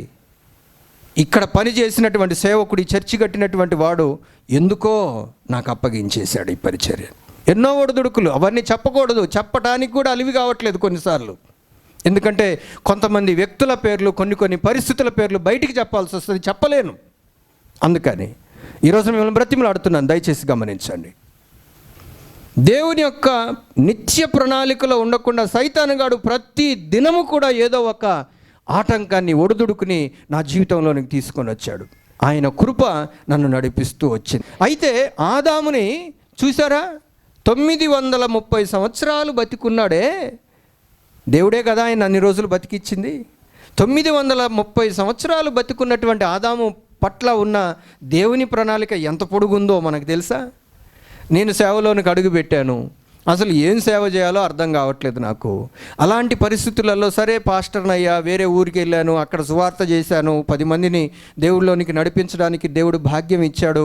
తర్వాత కాలక్రమంలో 2013వ సంవత్సరం వచ్చేటప్పటికి, 99లో ఎంటర్ అయ్యాను, 2013 వచ్చేటప్పటికి సేవకులను తర్ఫీదు చేసే పరిచర్య నేను నీకు అప్పగిస్తున్నాను అని చెప్పాడు. ఆ లెక్కన ఆదాముకి 100 ఏండ్లు వచ్చినాక ఈ పని కోసం వాడుకుందాం, 200 ఏండ్లు వచ్చినాక ఈ పని కోసం వాడుకుందాం, నోవహుకి 500 సంవత్సరాలు వచ్చిన తర్వాత ఓడగట్టడానికి వాడుకుందాం. దేవుడికి ప్రణాళిక ఉందా లేదా? ఎందుకు నోవహు వయసులో ఉన్నప్పుడు 100 సంవత్సరాలు ఉన్నప్పుడు మంచి అంగుగున్నప్పుడు వాడుకోలేదు? ఎందుకని? భూమి మీద పాపపు జనాంగం మధ్యలో పుట్టినటువంటి ఒక మనిషి యాజకుడు లేకపోయినా, అర్థమైందా, దేవుడి వైపు చూస్తూ 500 సంవత్సరాలు వ్యక్తిగతంగా నిష్ఠ చేయొచ్చు అని మనలాంటోడికి రుజువు చేయడానికే దేవుడు నోవహు గారిని అట్లాగా ఉంచాడు. ఆ టైం వచ్చింది, ఆ టైం వచ్చినప్పుడు తన ప్రణాళికలోనికి ఆయనను దింపుకున్నాడు. నాకు అనిపిస్తుంది ఆదాముకి అమాంతం దేవుడే తండ్రి కదా, నోవహుకి ఒక తండ్రి ఉన్నాడు. అబ్రహాముకు ఒక తండ్రి ఉన్నాడు. ఆదాముకి ఎవరున్నారు తండ్రి? దేవుడే. ఆదాము వంశావళి చూస్తే ఆదాము దేవుని కుమారుడు అని ఉంది. దేవునికి స్తోత్రం. ఆ లెక్కన ఏ ఏజ్లో ఏ విధంగా ఆదామును వాడుకోవాలనుకున్నాడో, కానీ ప్రణాళిక మీద ఎట్లా నీళ్ళు పోసాడో చూడండి. అర్థమైందండి? ఆదాముని స్వతంత్రంగా వచ్చి గెలకలేనని తెలిసి సైతానుగాడు హవ్వని వాడుకున్నాడు. అమ్మా వినండి, పురుషులారా వినండి, మిమ్మల్ని గిల్లుకోవడానికి వీలు కాకనే నీ భార్యనో, నీ పిల్లలనో, లేకపోతే నీ తల్లిదండ్రులనో, నీ తోబుట్టువులనో, నీ రక్త సంబంధికులనో, నీ బంధువర్గాన్నో, నీ స్నేహితులనో ఎవరినో ఒకరిని వాడుకొని నిన్ను కూడా దేవుని యొక్క ప్రణాళికలో నుంచి వైదొలిగింప చేయాలని చూస్తున్నాడు. స్త్రీలకు కూడా అట్లాగే. నువ్వు కాస్త బలంగా ఉన్నావనుకో, దేవుని ప్రణాళిక నీ పట్ల ఉందనుకో. లేదా దేవుని ప్రణాళిక ఆడవాళ్ళ పట్ల సపరేట్గా, మగవాళ్ళ పట్ల లేకుండా ఆడవాళ్ళ పట్ల సపరేట్గా ఉందా లేదా? నాకు తెలియదండి అన్నా భర్త ఏం చేసేవాడో, కానీ అన్నా పట్ల దేవుడికి ప్రణాళిక ఉంది. ఆయన 7 సంవత్సరాలు కాపురం చేసినాక టపా కట్టాలని దేవుడికి తెలుసు. తర్వాత అన్నా పెళ్లి చేసుకోకుండా ఉండాలని దేవుడికి తెలుసు. అట్లాగే ఉంది. ఎన్ని సంవత్సరాలు, సుమారు 5-6 దశాబ్దాల పాటు ఆమె దేవునికి పరిచర్య చేసింది. అయితే గమనించండి, దేవుడికి ఒక్కొక్కరి పట్ల నీ పట్ల ఒక ప్రణాళిక ఉంది. అందుకే నీకు ఆ తలాంతి ఇచ్చాడు. నీకేమో నాబాల్ లాంటి మూర్ఖుణ్ణి భర్తగా ఇచ్చాడు. మరి ఏం చేస్తావు మరి? దేవుడి ప్రణాళికలో ఎమడాలా? వద్దులేండి అయ్యగారండి, నేను కూడా నా భర్తతోనే మమేకం అయిపోతాను, నేను నా భార్య చెప్పిందే బాగుంది, నా పిల్లలు చెప్పిందే బాగుందని అందరు కట్టగట్టుకొని దేవుని యొక్క నిత్య ప్రణాళికల నుంచి వైదొలిగిపోతారా? మీ మీదనే ఆధారపడింది. దేవుని ప్రణాళికలలో ఉండడము, లేదా మిమ్మలను వైదొలిగింపజేయాలని చూస్తున్నటువంటి సైతానుగాడికి మీరు చేయూతనిచ్చి వాడు లాక్కెళ్తే లాగబట్టం మీ చేతులలోనే ఉంది. మీరు చూడట్లేదా? సైతానుగాడు లాగుతూ ఉంటే చక్కగా వాడు లాక్కెళ్ళగలుగుతున్నాడు ఒక్కొక్కళ్ళని. కారణం ఏంటి? నువ్వు గట్టిగా ఎదురు తిరిగితే వాడు లాక్కెళ్ళగలుగుతాడా? ప్రియమైనటువంటి దేవుని బిడ్డలారా, దయచేసి గమనించండి. అపవాదిని ఎదురించుడి, అప్పుడు వాడు మీ వద్ద నుంచి పారిపోవును. ఎందుకు ఎదిరించలేకపోతున్నావు? వాడు తాగుబట్టుకుని ఎందుకు వెళ్ళిపోతున్నావు? వాడు ఈడ్చుకెళ్తుంటే ఎందుకు ఏడవబడుతున్నావు? స్త్రీని వాడుకొని, పురుషుణ్ణి వాడుకొని ఏదో ఒక రకంగా సైతానుగాడు మీ కుటుంబం పట్ల ఉన్న దేవుని యొక్క ప్రణాళికని వైదొలిగింపజేయాలని చూస్తున్నాడు. మీరు ఆలోచించుకోలేకపోతున్నారు చాలామంది. ఇది మీరు పసిగట్టకపోతే పేతురు గారు ఎందుకు చెప్పుంటాడు? మెలకువగా ఉండుడి అన్నాడు. ఒకసారి మిమ్మలను వైదొలిగింపజేయాలని సైతానుగాడు చూస్తున్నాడా లేదా? చూస్తున్నాడు.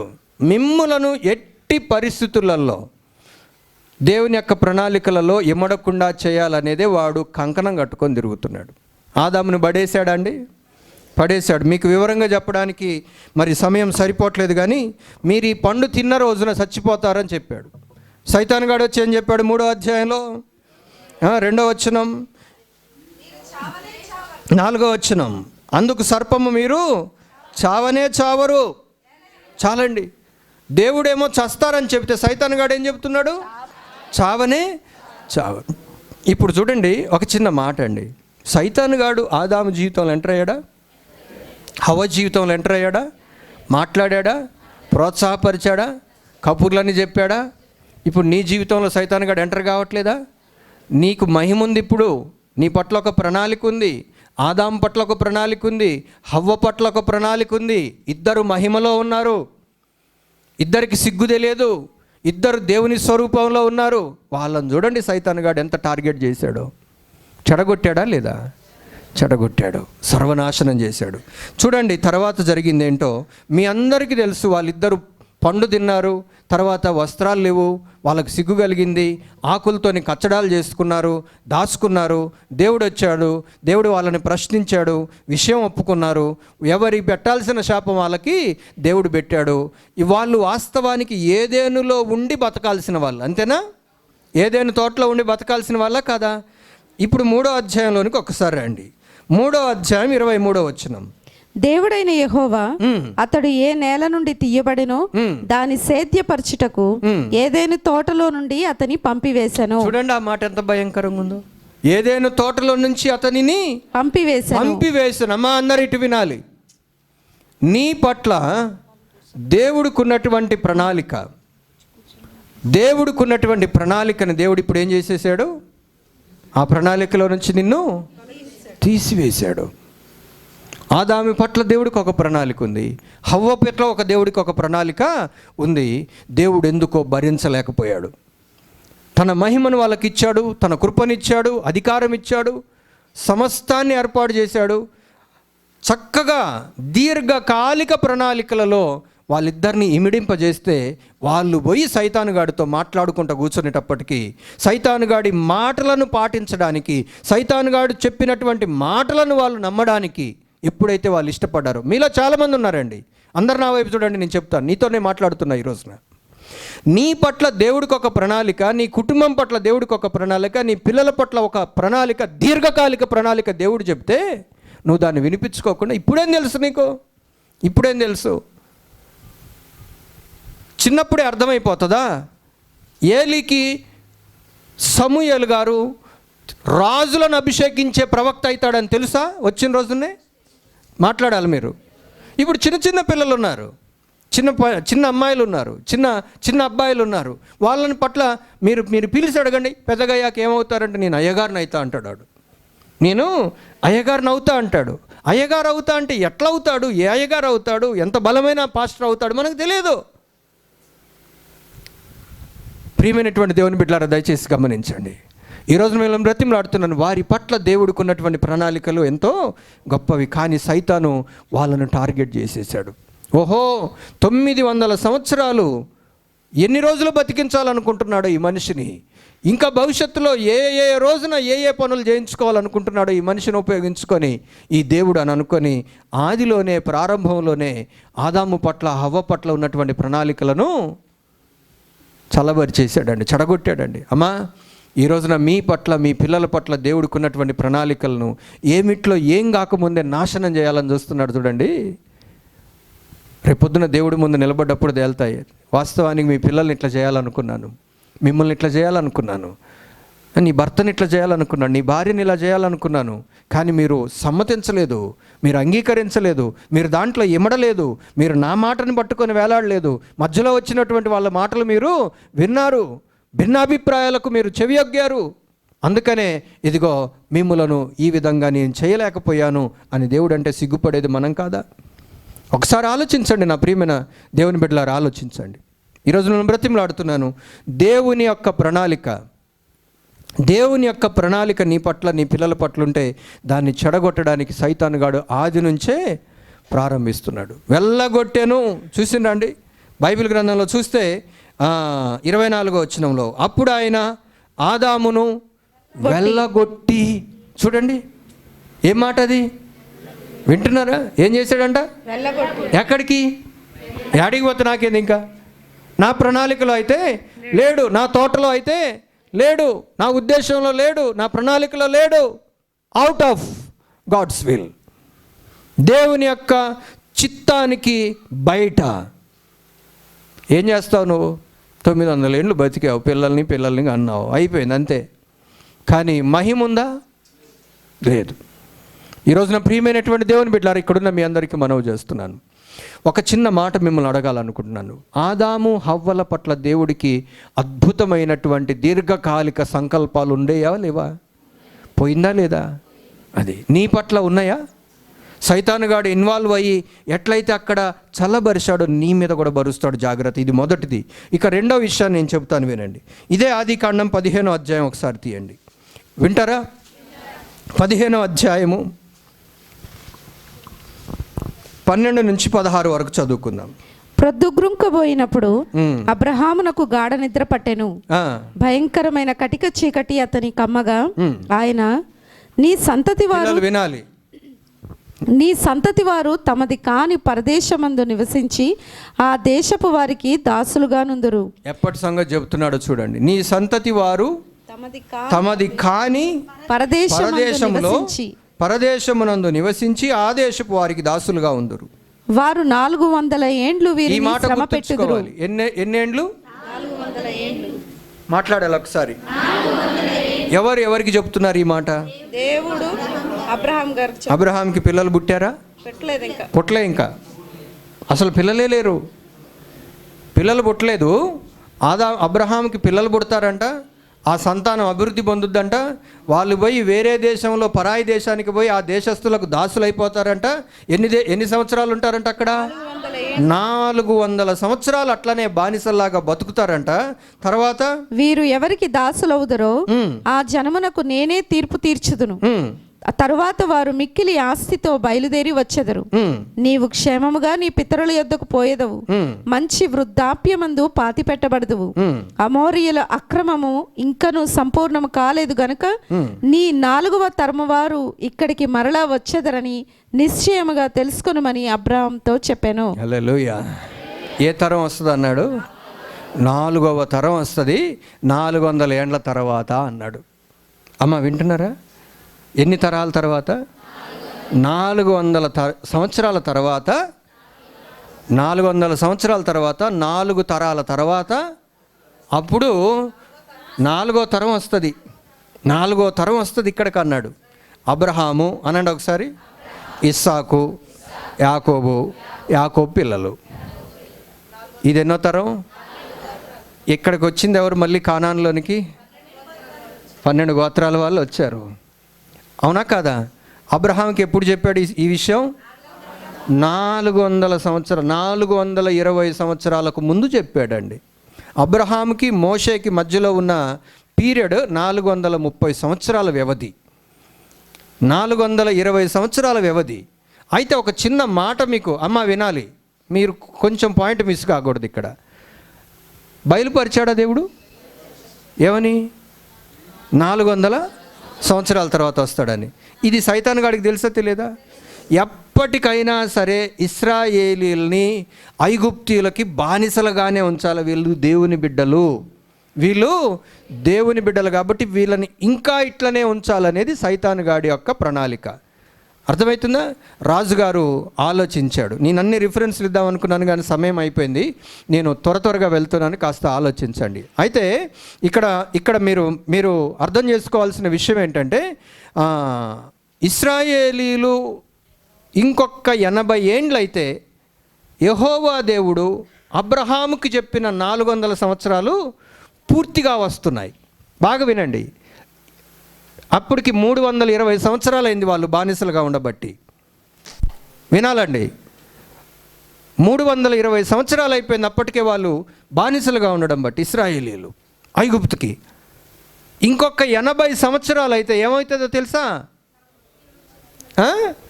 దేవుడు చెప్పిన వాగ్దానము నెరవేరుతుంది. అందుకని సైతానుగాడు రంగంలోనికి దిగి ఐగుప్తును పరిపాలిస్తున్నటువంటి రాజుగారికి ఒక బుద్ధి పుట్టించాడు. రే, వీళ్ళు పెద్దోళ్ళు అవుతున్నారు, వీళ్ళ పట్ల దేవుడికి ఒక వాగ్దానం ఉంది, ఎందుకైనా మంచిది మగపిల్లలనైతే చంపేయండి, ఆడపిల్లలైతే బతికినయ్యండి అని ఒకటి రూల్ పెట్టాడు. ఆ సమయంలో ఎవరు పుట్టారు? మోషే గారు పుట్టారు. మోషే గారిని ఎక్కడికి తీసుకుపోయాడు దేవుడు? రాజుకోటలోకి తీసుకుపోయి అన్ని రకాల విద్యలు వచ్చేటట్టుగా చేశాడు. తర్వాత 40 సంవత్సరాలు గొర్రెలు గాయడానికి అరణ్యంలోనికి తీసుకొని పోయి గొర్రెలను గాయడం కూడా నేర్పాడు. 2 రకాల విద్యలు ఆయనకు వచ్చేసినాయి. ఇప్పుడు అర్థమవుతుందా? తర్వాత 80 సంవత్సరాల వయస్సులో, అంటే ఇప్పుడు ఎన్ని సంవత్సరాలు పూర్తయినాయి? అబ్రహాముకు దేవుడు చెప్పిన 400 సంవత్సరాలు పూర్తయినాయి. అప్పుడు మోషే విమోచకుడిలాగా ఇశ్రాయేలీల దగ్గరకు వచ్చి ఇశ్రాయేలీల్ని బయటికి తీసుకురావడానికి అద్భుతాలు చేసి నడిపించాడు. గమనించండి, ఇది 400 సంవత్సరాలు పూర్తయ్యే టైం కల్లా దేవుడు ఇట్లాంటిది ఏదో చేస్తాడని సైతానుగాడికి తెలిసే 80 సంవత్సరాల ముందుగానే రాజుగారి దగ్గర చక్రాలు తిప్పటం మొదలుపెట్టింది. దేవునికి స్తోత్రం. చూశారా అండి సైతానుగాడు ఎంత అలర్ట్గా ఉన్నాడో? సైతానుగాడు ఎంత అలర్ట్గా ఉన్నాడు తెలుసా? ఇప్పుడు ఆషేర్ని నలిపితే ఇంకా 25 సంవత్సరాల తర్వాత పాస్టర్ ఉండడు ఒకడు. అర్థమవుతుందా? ఈ రోజున నీ బిడ్డని ప్రణాళికలలో నుంచి తప్పిస్తే ఇంకా 15 ఏళ్ల తర్వాత సండే స్కూల్కి టీచర్ ఉండదు, కొయర్లో ఒక అమ్మాయి ఉండదు, భవిష్యత్తులో దేవుని కోసం విజ్ఞాపన చేసే ఒక అమ్మాయి ఉండదు. అందుకనే నీ బిడ్డని నాశనం చేయాలా? నీ కడుపులో పుట్టిన చిన్నపిల్లోని నాశనం చేయాలా? నీ కడుపులో పుట్టిన నెలల పసిగందును నాశనం చేయాలి. ఎందుకో తెలుసా? నీ పట్ల, నీ పిల్లల పట్ల దేవునికి ఒక ప్రణాళిక ఉంది కాబట్టి. వాడిని ఎక్కడ చంపాలని చూస్తున్నాడు చూసారా? మోషేని ఎప్పుడు చంపాలా? పసిపిల్లాడు ఉన్నప్పుడే చంపాలా? ఇశ్రాయేలీలను ఎప్పుడు చంపాలో తెలుసా? ఇంకా 80 ఏండ్ల తర్వాత కండలు పెరిగినటువంటి యోధులైతారు వీళ్ళు. మగపిల్లల్ని ఇప్పటి నుంచే నరుక్కుంటూ వస్తే జనాభా తగ్గుతాయి తెలుసా?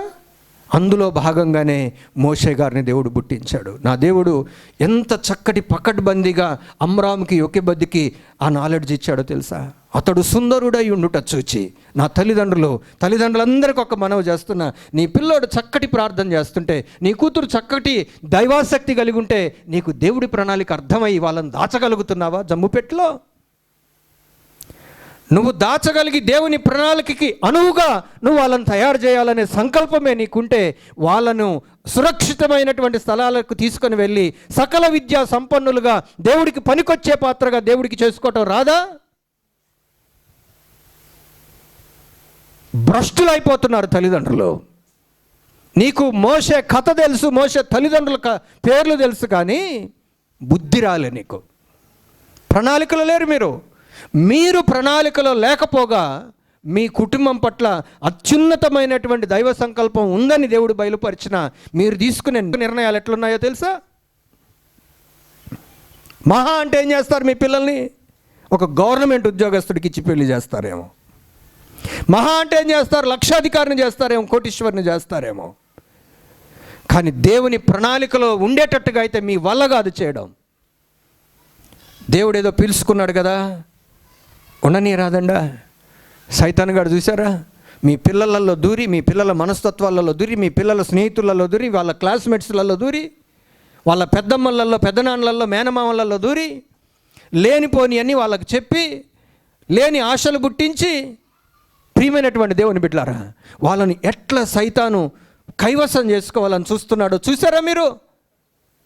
ఈరోజు నేను బ్రతిమలాడుతున్నాను మీ అందరికీ. ఈరోజున నేను మనవి చేసే విషయం ఇదే అండి. ఆదాము హవ్వల్ని మొదటి కొన్ని రోజులలోనే ప్రణాళికల నుంచి పక్కకు పెట్టేశాడు. మోషేని, ఇశ్రాయేలీల మగపిల్లల్ని ఇంకా 80 ఏండ్ల తర్వాత దేవుని ప్రణాళిక తెర మీదికి వస్తుందని అనంగానే సైతాన్ గాడు రంగప్రవేశం చేశాడు. దయచేసి గమనించండి. మీ జీవితంలో, మీ కుటుంబాలలో సైతాన్ గాడు ఈ రోజున ఎంటర్ అయింది దేనికో తెలుసా?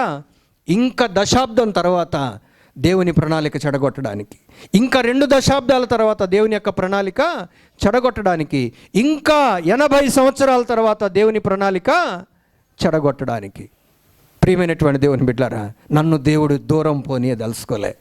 2.5 సంవత్సరాలు నేను వైదొలిగిపోయాను. దేవుని యొక్క నిత్య సంకల్పానికి కాస్త భిన్నంగా నేను వెళ్తూ ఉంటే కొంతమంది ఆత్మీయుల ప్రార్థన నన్ను మళ్ళీ మెయిన్ లైన్లోనికి వచ్చేటట్టుగా చేసింది. నేను ఎక్కువ దూరం పోలే. 2 సంవత్సరాలు, 2.5 సంవత్సరాలు నా జీవితం కూడా పెడదారి పట్టిన మాట వాస్తవమే. కానీ ఆయన యొక్క చాలామంది చేసినటువంటి విజ్ఞాపన ప్రార్థనలు ఆయన నిత్యమైనటువంటి సంకల్పంలోనికి నన్ను తీసుకొని వచ్చి నిలబెట్టాయి. దేవునికి స్తోత్రం. అలాగ నా కొరకు ప్రార్థన చేసే మహానుభావులను దేవుడు నాకు ఉంచినందుకు దేవునికే మహిమ కలుగును గాక. మీకు మనసులో దేవుని ప్రణాళికలో ఉండాలనుందా, లేకపోతే వేరే రకంగా ఉందా? మొన్న ఎవరు అంటున్నారు నాతోని, మా వాళ్ళు గొప్పగా అఫీషియల్గా ఉండాలనుంది, గొప్ప ఉద్యోగం చేయాలనుంది, ఇంకేదో చేయాలనుంది అని అంటే ఉండొచ్చు, నాకు కూడా ఆశ ఉంది. ప్రియమైన దేవుని బిడ్డలారా, దయచేసి గమనించండి. ఎంతోమందికి రికమెండేషన్ చేశా, వాళ్ళ దగ్గరికి వీళ్ళ దగ్గరికి వెళ్ళి జాబులు పెట్టించాను. నా పిల్లల్ని సెటిల్ చేసుకోలేనా? ఆ మాటకు వస్తే మా నాన్న నా జీవితాన్ని సెటిల్ చేయలేడా? ఎట్లాంటి కండిషన్లో ఈ చర్చి నాకు అప్పగించాడు? ఎలాంటి ఆర్థిక పరిస్థితులలో నాకు ఈ సంఘాన్ని అప్పగించాడు మా నాన్న? ఒకసారి ఆలోచించండి ప్రియమైన దేవుని బిడ్డలారా. ఏదో ఉందంట. దేవుని యొక్క నిత్య సంకల్పములో నుంచి వైదొలగ చేయడానికి నీకు ఎన్నుంటే ఏముంది? సైతాన్ గాడు నిన్ను బట్టి ఈ విధమైనటువంటి పిచ్చి పిచ్చి ఆలోచనలన్నీ తెప్పిస్తూ ఉన్నాడు. అంతకుమించి ఏం లేదు. ఈరోజు నేను బ్రతిమలాడుతున్నాను. హవ్వ మాటిని ఆదాం పాడైనట్టుగా నువ్వు పాడైపోతావో, సైతాను మాట విని హవ్వ పాడైనట్టుగా పాడైపోతావో అర్థమవుతుందా? అన్యజనుల యొక్క ఆలోచనలను ఆయన నిష్ఫలం చేస్తాడని ఉంది బైబిల్లో. అన్యజనులుగా ఉన్నటువంటి వారి మాటలు విని దేవుని యొక్క ప్రణాళికలలోంచి వైదొలిగిపోతావో, నీ మనసులోనే లోకాశలు, శరీరాశలు, నేత్రాశలు, జీవబ్రహ్మం ఏదైనా పుట్టి వేరే వాళ్ళతోని పోల్చుకోకూడని వాళ్ళతోని పోల్చుకొని, అర్థమవుతుందా, నీ జీవితాన్ని ఛిద్రం చేసుకొని దేవుని యొక్క నిత్య సంకల్పంలో నుంచి వైదొలిగిపోతావో ఒకసారి ఆలోచించుకోండి. అన్నీ నీ ముందే ఉన్నాయి. ఏదైనా మీరు డెసిషన్ చేయొచ్చు. మీ నిర్ణయాలు ఆగాయా చెప్పండి?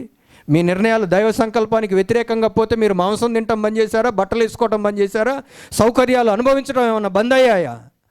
ఏది బంద్ కాదు. కానీ లాస్ట్కి తేలే రోజు ఒకటి ఉంది. లాస్ట్కి విమర్శ దినం ఒకటి ఉంది. తీర్పు దినం ఒకటి ఉంది. దాని గురించి ఆలోచించుకోవాల్సిందిగా నేను మీకు మనవి చేస్తున్నాను. దైవ సంకల్పంలో ఈ రోజు నుంచి పక్కకి వెళ్ళిపోయినట్టుగా కాదు నా ప్రియమైనటువంటి దేవుని బిడ్డలారా, ఆలోచించండి. ఇప్పుడు మనం గమనిస్తే ఎవరు పక్కకి వెళ్ళిపోయారో తెలుసా అండి? మోషేని జడగొట్టాలని చూశాడు, కానీ మోషేని దేవుడు కాపాడాడు. మోషేని దేవుడు కాపాడాడా లేదా? ప్రణాళికలలో ఉన్నాడా లేదా?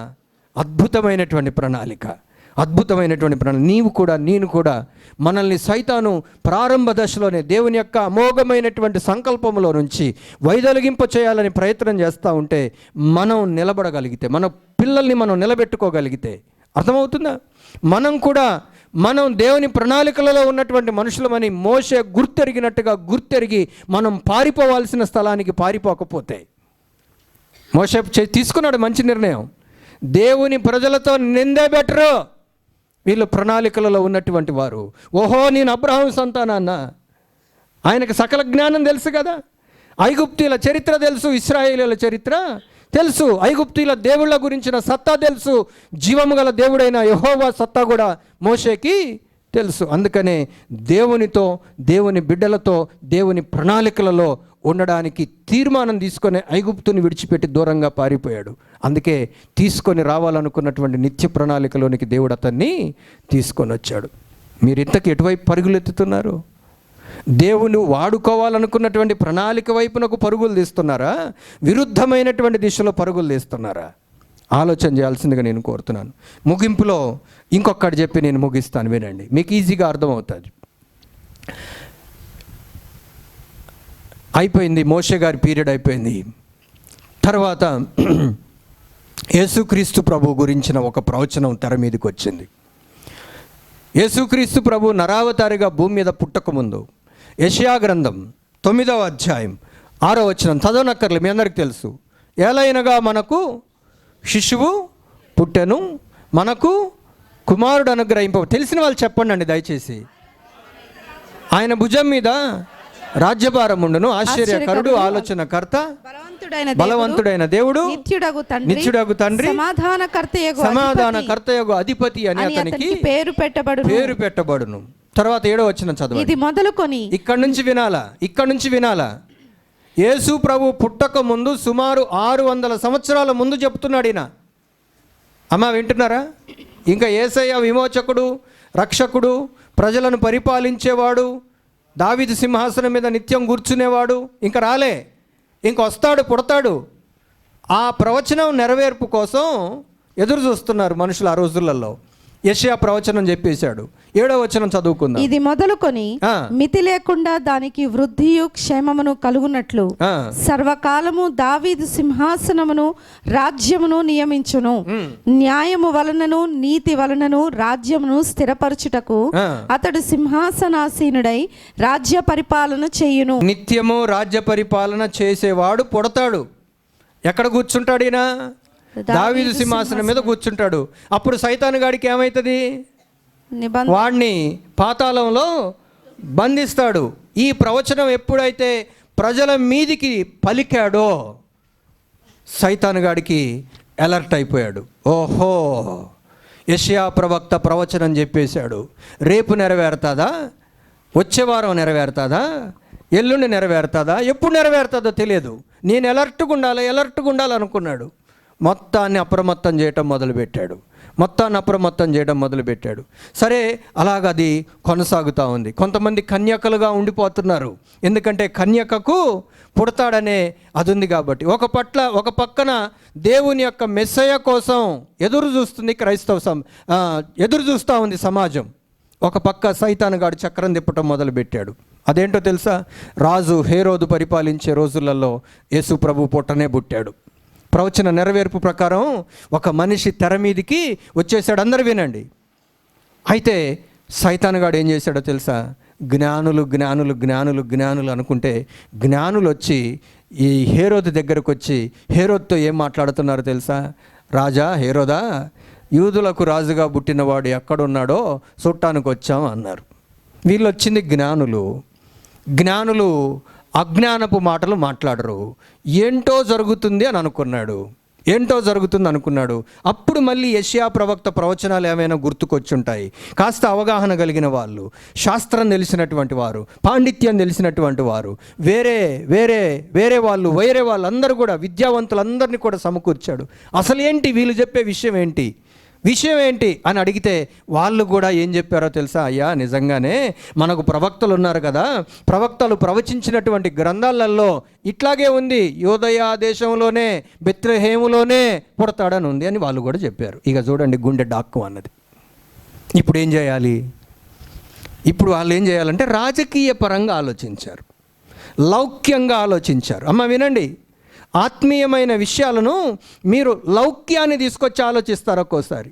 ఇందాక అమ్మగారు అడిగింది కదా, ఏది ఉన్నా లేకపోయినా దేవుడే ఉన్నాడని పాట అయితే పాడావు, కానీ ఆ నిరీక్షణ ఎంతమందికి ఉందంటే గుటికెళ్ళు మింగుతా ఉన్నాం. ఎట్ట బతుకుతాం? పని చేయకపోతే ఎట్ట బతుకుతాం? ఇద్దరు చెరొక పని చేయకపోతే ఎట్ట బతుకుతాం? వెనకాల వేయకపోతే ఎట్ట బతుకుతాం? మీరు చూడండి, ఇంతవరకు నేను రూపాయి వెనక్కి దాచుకోలే. నేను ఎట్ట బతుకుతానో చూడండి, భవిష్యత్తులో కూడా దేవుడు నన్ను ఎట్ట బతికిస్తాడో చూడండి, పిల్లలు కూడా ఎట్లా స్థిరపడతారో చూడండి. ఎందుకంటే ఆ విశ్వాసం లేకపోతే మనం ఇక్కడ నిలబడటం వేస్ట్. అర్థమవుతుందా? ఓదరగొట్టే పాటలు పాడొద్దు, డూబుగా బతకొద్దు మనం ఎవరం కూడా. దయచేసి గమనించండి, లౌక్యంగా ఆలోచించాడు. హేరోదు ఆలోచించింది ఏంటో తెలుసా? ఇంకెవడో రాజుగా పుట్టాడంట, నా సింహాసనానికి ఎసరా అవుతుంది, కాబట్టి నేను ఒక నిర్ణయం చేసేయాలా అనుకున్నాడు. సైతానుగాడు ఏం చేస్తాడంటే లౌకికాత్మను ఉపయోగించుకొని ఆధ్యాత్మిక తత్వాన్ని చంపేయటానికి ప్రయత్నం చేస్తాడు. జాగ్రత్త వినండి, ఈ మాట మీకు అర్థమైందో. లౌక్యంగా ఆలోచించి ఆత్మీయత ప్రణాళికల మీద వాడు నీళ్లు జల్లే ప్రయత్నాలు చేస్తాడు. మీలో చాలామంది లోకపరంగా శారీర సంబంధంగా ఆలోచించి దైవికమైనటువంటి ప్రణాళికలలో ఇమడలేకపోతున్నారు.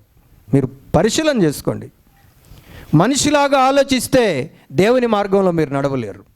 మనిషిలాగా ఆలోచిస్తే అబ్రహాంకి పిల్లలు కలగరు, షారాకి గర్భం రాదు. అర్థమవుతుందా?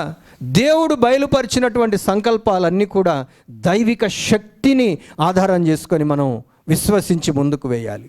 సముద్రం అడ్డం వస్తే దేవుడు ఏమంటాడో తెలుసా? సాగిపో అంటాడు.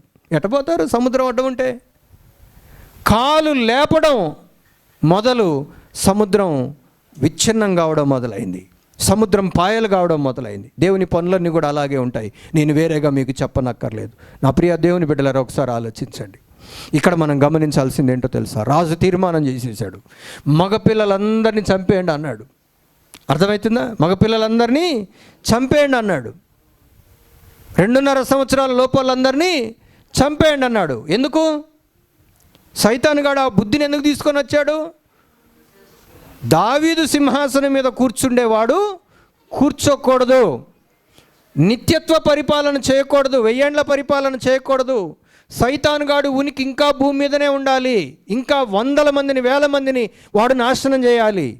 కాబట్టి ఏం చేయాలంటే మెస్సయ్యని బాల్యంలోనే చంపేయాలి.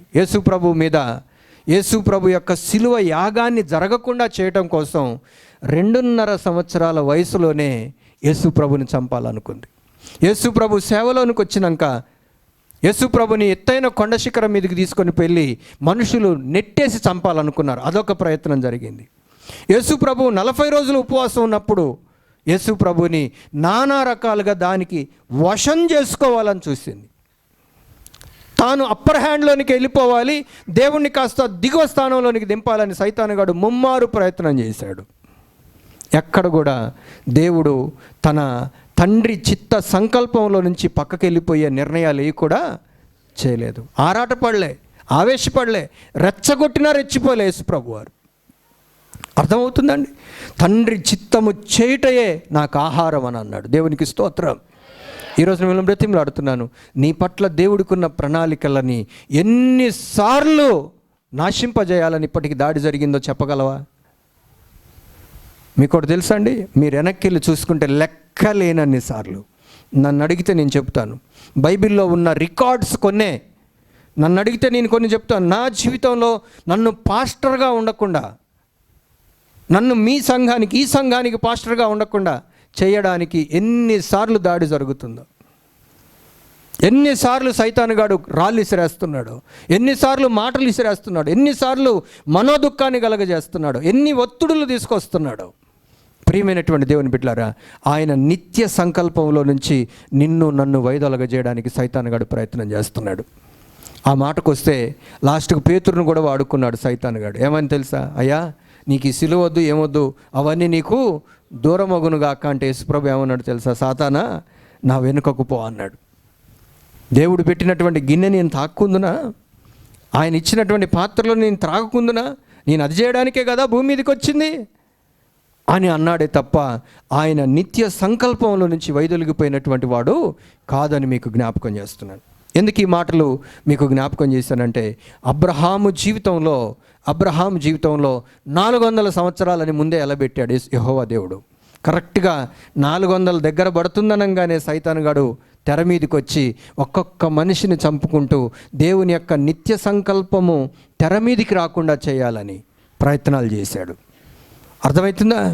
అదేవిధంగా ఆదాము జీవితంలో జరిగింది. అబ్రహాము జీవితంలో చేయాలనుకున్నాడు. అబ్రహాముకి పిల్లలు లేకుండా చేయాలనుకున్నాడు వాస్తవానికి. తర్వాత మనం గమనిస్తే 4వ తరం ఇశ్రాయేలు ప్రజల మీద నాయకుడు లేకుండా, నడిపించేవాడు లేకుండా చేయాలనుకున్నాడు. కానీ అద్భుతమైనటువంటి దేవుడు ఏం చేశాడో తెలుసా? మోషేని తయారు చేశాడు, కాలేబుని తయారు చేశాడు, యెహోషువని తయారు చేశాడు. దేవునికి స్తోత్రం చెప్పుదాం. ఇమిడాడండి చిత్తంలో, వైదొలిగిపోయాడు. 12 మందిని ఎన్నుకున్నాడు, వాళ్ళ కోసం ప్రార్థన చేశాడు, వాళ్ళని నిలబెట్టాలని చూశాడు. కానీ కక్కుర్తిపడి వెళ్ళిపోయిన వాడు వెళ్ళిపోయాడు. 11 మంది మాత్రం నిలబడ్డారు. దేవునికి స్తోత్రం. కక్కుర్తిపడి వెళ్ళిపోయినటువంటి వైదొలిగిపోయిన ఇస్కరియోతు యూదాలాగా చరిత్రలో నిలబడిపోతావో, లేకపోతే నిలబడి దేవునికి అమోఘమైనటువంటి ప్రణాళికలో నిలబడ్డ 11 మందిలాగా నిలబడిపోతావో, అది నీ మీద ఆధారపడి ఉంది. దాడి అయితే జరగకుండా ఉండదు. మీ విరోధి అయిన అపవాది నిన్ను మింగాలని చూస్తున్నాడు. సండే స్కూల్ పిల్లలకి ఆ పాట తెలుసా? నిన్ను మింగాలని, నన్ను మింగాలని. ఏం చేస్తున్నాడు? మోసపు వలను వేస్తూ ఉన్నాడు. మోసపు వలను వేసి వాడు నిన్ను నన్ను మింగేయాలని చూస్తూ ఉన్నాడు. ఈ రోజున నేను మిమ్మల్ని బ్రతిమలాడుతున్నాను ప్రియమైన దేవుని బిడ్డలారా. చూసారా? ఆది మానవుల దగ్గర నుంచి ప్రయత్నం చేస్తే, ఇదిగో మనం కూర్చున్న ఈ సంఘంలో ఉన్నటువంటి మనుషుల మీద ఉన్నటువంటి ప్రణాళికల మీద వరకు కూడా సైతానుగాడు తన పంజా విసరటం ఆపలేడు. వాడికి ఇంకా తక్కువ కాలం ఉందని తెలిసి సాధ్యమైనంత మందిని దేవుని ప్రణాళికలలో నుంచి వైదొలిగింప చేయాలని చూస్తున్నాడు. నిలబడే వాళ్ళు నిలబడుతున్నారు, దాసోహం అయిపోయే వాళ్ళు దాసోహం అయిపోతున్నారు.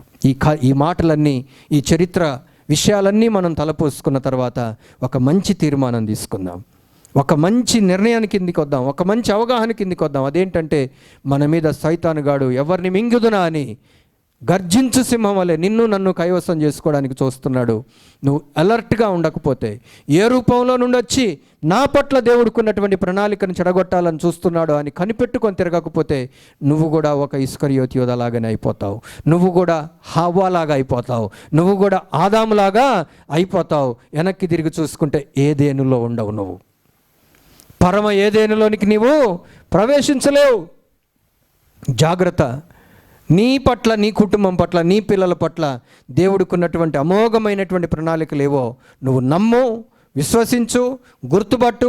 వాటిలోనే నిన్ను, నీ కుటుంబాన్ని నడిపించుకోవడానికి ప్రయత్నం చేయి. మోషేలాగా, ఓహో నా పట్ల దేవుడికి ప్రణాళిక, అందుకనే నా బాల్యంలోనే నన్ను ఇట్లా దాచిపెట్టారా, ఓహో నేను సుందరుడిగా పుట్టానా, నన్ను అందుకనే దేవుడు ఇక్కడికి పంపించాడా, అసలైతే వాస్తవానికి నేను ఇక్కడ పుట్టినటువంటి వాడినా, ఈ పనులు చేయడానికి పుట్టినటువంటి వాడినా, ఆల్రెడీ 40 years అయిపోయాయా, ఇంకొక 40 yearsేనా, ఈ 40 years అయిపోతే ఇశ్రాయేలీలందరూ కూడా పాలు తేనెలకు అక్కడ ప్రవేశిస్తారా, నేను బెటర్ దీంట్లో ఉండేదానికంటే దానికి పోవడం బెటర్ అనుకున్నాడు. చూసారా? ఈ రోజున నీ పట్ల దేవుడికున్న ప్రణాళిక సుదీర్ఘ దూరంలో ఉన్నటువంటి ప్రణాళిక. ఏదో గుర్తుపట్టి నువ్వు దాంట్లో పోగలిగితే ఎంత బాగుంటుంది. 8వ తరగతి చదివేటప్పుడు రతన్ రాజయ్య గారిని దేవుడు ఎన్నుకున్నాడంట. రతన్ రాజయ్య గారిని దేవుడు 8వ తరగతి చదివేటప్పుడు ఎన్నుకున్నాడు. నిరుపేద కుటుంబంలో పుట్టినటువంటి వారిని దేవుడు ఎన్నుకున్న తర్వాత ఒక రోజున ప్రార్థన చేసుకుంటా ఉంటే 52 సంవత్సరాల వయసులో ఆయన ఎంతలా అవుతాడో, ఎలాంటి హుందాతనంగా బట్టలు వేసుకుంటారో, ఎలాగ కుడి చేతిలో బైబిల్ మర్యాదపూర్వకంగా పట్టుకుంటాడో అలాగ దర్శనం చూపించాడంట. చూపించి నా కృప నీకు చాలును అనే వాక్యం చెప్పాడంట. పాస్టర్ గారికి అర్థమైపోయింది ఏంటో తెలుసా, నేను ఈ ఏజ్కి వచ్చేటప్పటికి ఇలాగ మారిపోతాను, ఆ ఏజ్కి వచ్చేటప్పటికి దేవుడు నన్ను పిలుస్తాడు, నేను దేవుడి దగ్గరికి వెళ్ళిపోవాలని ఆయనకు అర్థమైపోయిందంట. చూసారా, నీ పట్ల దేవుడికున్న దీర్ఘకాలిక ప్రణాళికలు ఏంటో తెలుసా? దీర్ఘకాలిక ప్రణాళికలు ఏంటో తెలుసా? నేను నా జీవితాన్ని దేవుడికి సరెండర్ చేసుకున్నప్పుడు ఇలాంటి పరిచర్యలు నేను చేయాల్సి వస్తుందని నాకు ముందుగానే దేవుడు అన్నీ చెప్పలేదండి. క్రమంగా దినాలు గడుస్తున్నప్పుడు, సంవత్సరాలు గడుస్తున్నప్పుడు తన యొక్క సంకల్పాలన్నీ తెలియజేసుకుంటూ వచ్చాడు. దాంట్లో ఇమడడానికి దేవుడు నన్ను తర్ఫీదు చేస్తున్నాడు, నిలబెడుతున్నాడు దేవుడే, ఆ శక్తి ఇస్తున్నాడు, కొనసాగడానికి కూడా దేవుడు కృప చూపిస్తున్నాడు. ఈ రోజున ప్రియమైనటువంటి దేవుని బిడ్డలారా, నీ పట్ల కూడా దేవుడికి ఒక ప్రణాళిక ఉంది, నీ పిల్లల పట్ల దేవుడికి ఒక ప్రణాళిక ఉంది. అదేంటో గ్రహించి మోషే వలె నువ్వు ఉండవలసిన చోట్ల ఉండి దానికి సిద్ధపడవలసినటువంటి రీతిలో సిద్ధపడి నువ్వు తర్ఫీదు పొంది చక్కగా ఆయన యొక్క చిత్తంలో నువ్వు ఇమడగలిగితే అద్భుతమైనటువంటి రీతిలో దేవుడు నిన్ను వాడుకుంటాడు. అద్భుతమైనటువంటి రీతిలో దేవుడు నిన్ను వాడుకుంటాడు. నీతో దేవుడు ముఖాముఖిగా మాట్లాడతాడు. దేవుడు నిన్ను ఉన్నతమైనటువంటి స్థలంలోనికి తీసుకొని వెళ్తాడు. నిత్యత్వంలోనికి నువ్వు తీసుకొని వెళ్ళబడగలుగుతావు. నీ ద్వారా అనేకులు దేవుని యొక్క నిత్య రాజ్యానికి వారసులుగా కాగలుగుతారు. అటువంటి కృప, దేవుని యొక్క ప్రణాళికలను గుర్తెరిగి అందులో ఉండగలిగేటువంటి శక్తి, అవగాహన, జ్ఞానము, ఇవన్నీ కూడా ప్రభు మనకు అనుగ్రహించి ముందుకు నడిపించునుగాక.